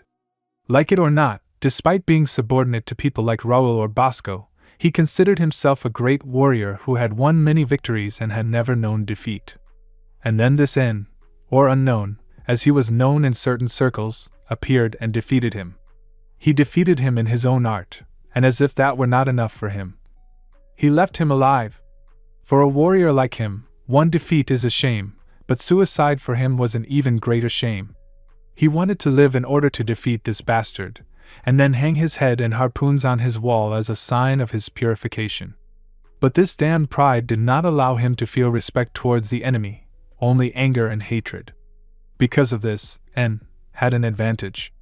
Suddenly, Khan stepped back, sharply raised his katana and, putting a lot of force, struck towards the enemy's head. En, in response, raised his harpoon blades and connected them in an X, which is why the thug's weapon only got stuck in the resulting corner. But Khan had to be given credit. The blow was impressive, the force put into the blade due to very strong anger, and no less strong hatred, slightly pressed the Unknown into the floor. But he remained on his feet and did not weaken his concentration on the fight and on magic. The swordsman, gritting his teeth in anger, pressed the blade hard for a couple more seconds in an attempt to break through the enemy's defense, after which he sharply kicked him in the direction of his sternum. Or rather, the blow was supposed to hit En in the chest in order to briefly disorient him, but instead he hit emptiness. And his blade, which he had recently been pressing with great force, suddenly plunged into the floor, which made it look extremely ridiculous. He looked as if he was preparing for some kind of run and at the same time sticking out his butt. Tisk tisk tisk, to the surprise of everyone who was simply watching this fight, En, who suddenly appeared out of nowhere behind Khan, kicked him with all his might so that the swordsman flew to the other end of the room, almost knocking down Bosco and smashing his head through the wall. "You haven't learned anything, Khan." The cold and somewhat emotionless voice of the Unknown had a hint of mockery. Although he wasn't the only one smirking at the swordsman's defeat. His enhanced hearing picked up chuckles from some of the thugs in the room. Well then, he turned to them. They simply looked at him. Some looked with fear, others with respect, and the few brave ones with open contempt. En didn't care about this, since he could read their thoughts at any second, but there was no such wild need. If you want to have children, a full set of teeth or a head in the right place, get lost and don't catch my eye. For many of them there was no need to tell them twice, they simply threw down their blades and began to leave quickly. After all, they had heard about En, and about his invasion last year, too, and now there was such an opportunity to leave and it was given to them themselves. However, 7 thugs, of medium size, but with extremely stupid and angry expressions on their faces, remained standing in their fighting stances. "I take it you are the Suicide Squad?" En wasn't particularly interested in why they stayed, it was written all over their faces. But as Agni taught, a dumb opponent is an easily angered opponent. An easily angered opponent is an unfocused, and therefore easily defeated opponent. Well then, we'll learn manners with the carrot and stick method. They all roared in anger and ran at En, swinging their blades like crazy. En was right. He had no trouble dodging their blows, as powerful as they were thoughtless, although he had to parry them with his blades a couple of times, but overall their efforts were worthless.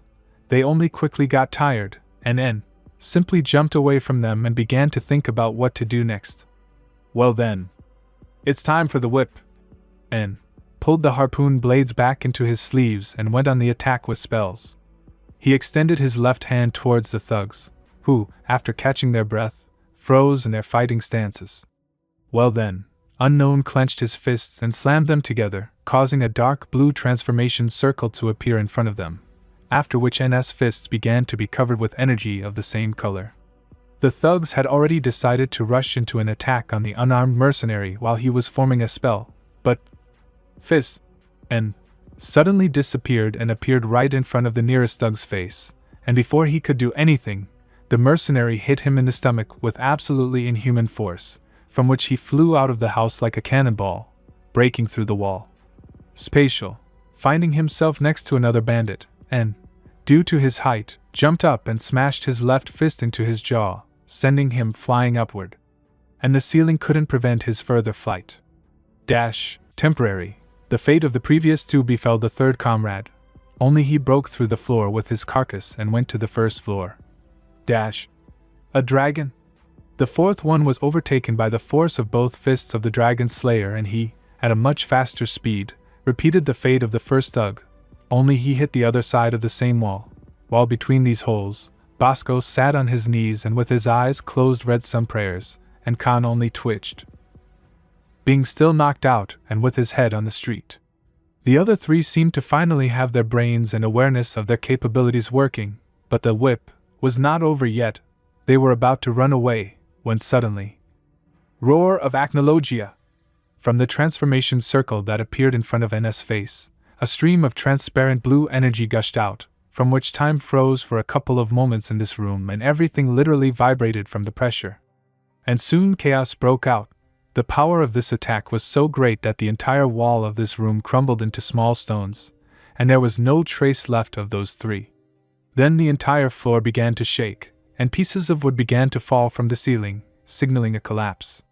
Without wasting time, N telekinetically threw Bosco and, strangely enough, Khan out into the street through the hole that had formed, after which he jumped out himself, landing on his feet, unlike the other two. As soon as he did this, the ceiling and part of the roof collapsed onto the office. Well then, N calmly shook off the dust and looked at Bosco, who, judging by his grimace of pain and the way he was holding his knee, had injured his leg when he landed. Broken his leg? Don't you see it yourself? The drug lord was already starting to get angry. The mercenary, however, ignored it and approached him himself, placing his palm on his knee. Bosco watched in surprise as the mercenary's palm began to glow dark blue, but he was even more surprised when the pain began to subside. Thank you? Bosco didn't know how to react to this. At the same time, he knows how the unknown reacts to this, because only his eyes are visible through the hood. You'll thank me when you get out of prison, but now... He didn't have time to finish speaking before Bosco suddenly interrupted him. Behind. N himself understood that Khan would not calm down so easily. He was already standing on his feet. His entire head, no longer covered by a hood, was covered in blood from new wounds. A thin stream of blood was also flowing from his mouth, and his hands holding the katana were shaking violently. He was breathing raggedly, and his eyes were wide open, showing one thing: madness. Gargh. Overcoming the wild pain, fighting against the clouding of consciousness, Khan ran towards his enemy, preparing his blade for an attack. Farewell, Khan! The mercenary sighed, after which a harpoon jumped out of the right sleeve of his cloak and flew at breakneck speed towards the half-dead, maddened enemy. Squad, squad, squad! Drip, drip, drip. The gaze of the wide-open eyes of the frozen swordsman slowly moved downwards, to the chain of thin blades similar to kunai that pierced his chest. Blood began to flow vigorously onto the ground from the fresh wound. Kharg! He began to cough up blood, which began to flow into his lungs. Unknown called his harpoon back, after which the swordsman fell to his knees, and the coughing of blood only intensified. His gaze, now much calmer and even pacified, was directed at his killer, and his lips began to whisper something. Ari N didn't need to approach him due to his enhanced hearing. Plus there was a risk that he would risk trying to impale him on his katana at the last moment, which he was now holding with all his remaining strength. Erig. Khargh. The blood prevented him from speaking. Khan could barely breathe, but soon. Arigato. Sin, Nshi. After these words, Khan's eyes closed and he fell down dead, still clutching his katana tightly in his hand. And strangely enough, Bosco bowed their heads. On your deathbed you have found peace, old friend. Bosco whispered sadly, with his eyes closed, to which N nodded in agreement. Well, what's up? Kagura was delighted to see Naruto's figure, unexpectedly in the place where they had agreed to meet when they were done with business here. But he was surprised by the absence of Bosco, or at least his unconscious carcass. There's been a slight change of plans, he said simply. I've handed Bosco over to the city jail, after which he'll be transferred to Magnola Prison. Are you with the mayor? Yes. He's sitting there moaning loudly. Ugh, the girl snorted in irritation, pointing at the tree to which the mayor was tied with a rope. Judging by the black eye and the gag made of a rag in his mouth, he had really pissed the girl off. He continued to moan something and at the same time looked at Naruto with wild eyes. Excellent. Naruto ruffled Kagura's hair with a smile, which soon made her blush deeply. Then, he approached the prisoner, who now guessed who was in front of him. Well then. Mr. Mayor, Naruto began to speak threateningly in the same style in which he portrayed the unknown. This made the mayor swallow nervously. It's time for us to discuss the intricacies of our contract. The boy smiled predatorily and began to flex his fists. Some kind of aura began to emanate from him, which blew cold and horror. At that moment, the fat man wanted to scream at the top of his lungs from the horror he was experiencing at that moment. The next morning, City X. A whole crowd gathered near the mayor's residence, whispering excitedly and in shock as they looked at the spectacle that appeared before them. Forgive me. Forgive me. Let me through! Misaraji didn't understand why a whole crowd had gathered near the city hall, unless the mayor had done something again or had arranged some kind of meeting. She had somehow managed to forget about yesterday, but she never forgot about her duties. What are you all here for? Let me through. Having finally overcome the crowd, the woman was confronted with a shocking sight. The barely alive mayor, dressed only in a white t-shirt and shorts, with a black eye under his right eye. His head was thrown back, his eyes were unnaturally wide open, and drool was streaming from his mouth. He was wheezing, then mumbling something, then giggling. Gee God! The secretary looked in shock at her boss who had lost his mind, after which she approached him, but he almost pounced on her in an attempt to bite her, from which she jumped back in fear and ran away. Everyone deserves a second chance, Marcus Wright. Morning, good morning has come. The morning summer sun has now begun to illuminate the huge village of the Hidden Leaf, or simply Konoha. Now with a loud yawn, one of the most famous people in the shinobi world was waking up. He was tall with yellow, spiky hedgehog hair that reached the end of his neck. His skin was covered with a light tan, and on his cheeks there were 3 stripes, reminiscent of a fox's whiskers. In appearance he was a handsome man. Any person passing by would say that he was somewhere between 19 and 25 years old, only they were somewhat mistaken. Naruto Uzumaki was already almost 40 years old, a little more, and in October he would turn 38. Throughout his life, this hero accomplished many great things. It is impossible to list them all, but the most significant was his victory in the 4th Great Shinobi War. He was the one who, at the cost of incredible efforts, was able to defeat Uchiha Madara, not without the help of Obito, who betrayed him. After the war, the alliance did not fall apart, on the contrary, it expanded. If before anyone said what country he was from, now there was no point in this because instead of 5 different countries, there was one united one. This fact helped Naruto in some ways. After the war, Naruto became a special Jonin ambassador from Konoha, and he was often sent to Suna, which he did not particularly resist. After all, one of Uzumaki's best friends lived there, and there was one person with whom he began dating a few months after the war. Temari. Who would have thought that a romance would develop between 2 Jonin ambassadors of Konoha and Suna, which after a year and a half would float to a new level. After those happy moments spent together, Temari and Naruto did not want to part, but to live together in joy and sorrow, despite all the difficulties and hardships. They got married, which everyone was happy about, especially Gaara, Tsunade, and Naruto's best friend Sasuke. Uchiha Sasuke, after the war, for his enormous contribution to the victory of the alliance, received amnesty and became a Chunin of Konoha. Although he was still desirable for most of the girls of Konoha, he was still a bachelor, which Suigetsu, Kakashi, and Naruto were against. In fact, Sasuke was the last of the Uchiha clan, which means that only he could revive his clan. There was no one else. Madara was executed after releasing the Biju, and Obito died because Kurama's Yin chakra transmission killed Black Zetsu, and he kept Obito alive after Madara forced him to use the Geto Rinne. Naruto had no problems with the addition to the family. He and Temari had a son a year after their marriage. They named him Tsuneshito Dash. He looked like his father, only his hair was a little longer, and he didn't have stripes on his cheeks. but his eyes were like his mother's, light green. But before the couple had time to raise their first child, 3 years later the former Sabaku no gave birth to a daughter, who was like 2 peas in a pod like Temari in appearance, the same white hair with an orange tint, tied in 4 tails. They named her Teiyo. Well, something pulled me to a description of the past concerning the family. Let's move on to the present day. Before Uzumaki had time to get out of bed and put on his home clothes, his air angel, that's what Naruto called his wife, had already started to wake up. And she looked like an angel now, long light hair, which was now loose, a snow-white nightgown similar to a kimono, perfectly harmonized with her natural beauty, which had not disappeared over the past 20 years. Here she opened her eyes and saw her beloved and smiled. "Good morning, dear," she said in a sweet voice that made Naruto smile widely and kiss her. The kiss would have lasted forever if 12-year-old Teiyo hadn't come running into their room. "Hello, everyone!" The little copy of Temari shouted happily, causing the couple to smile at her. She immediately ran up to Naruto and started shaking him. "Dad, training!" The second disaster of Konoha after Uzumaki Sr. screamed into her father's ear, causing him to pull his head into his shoulders.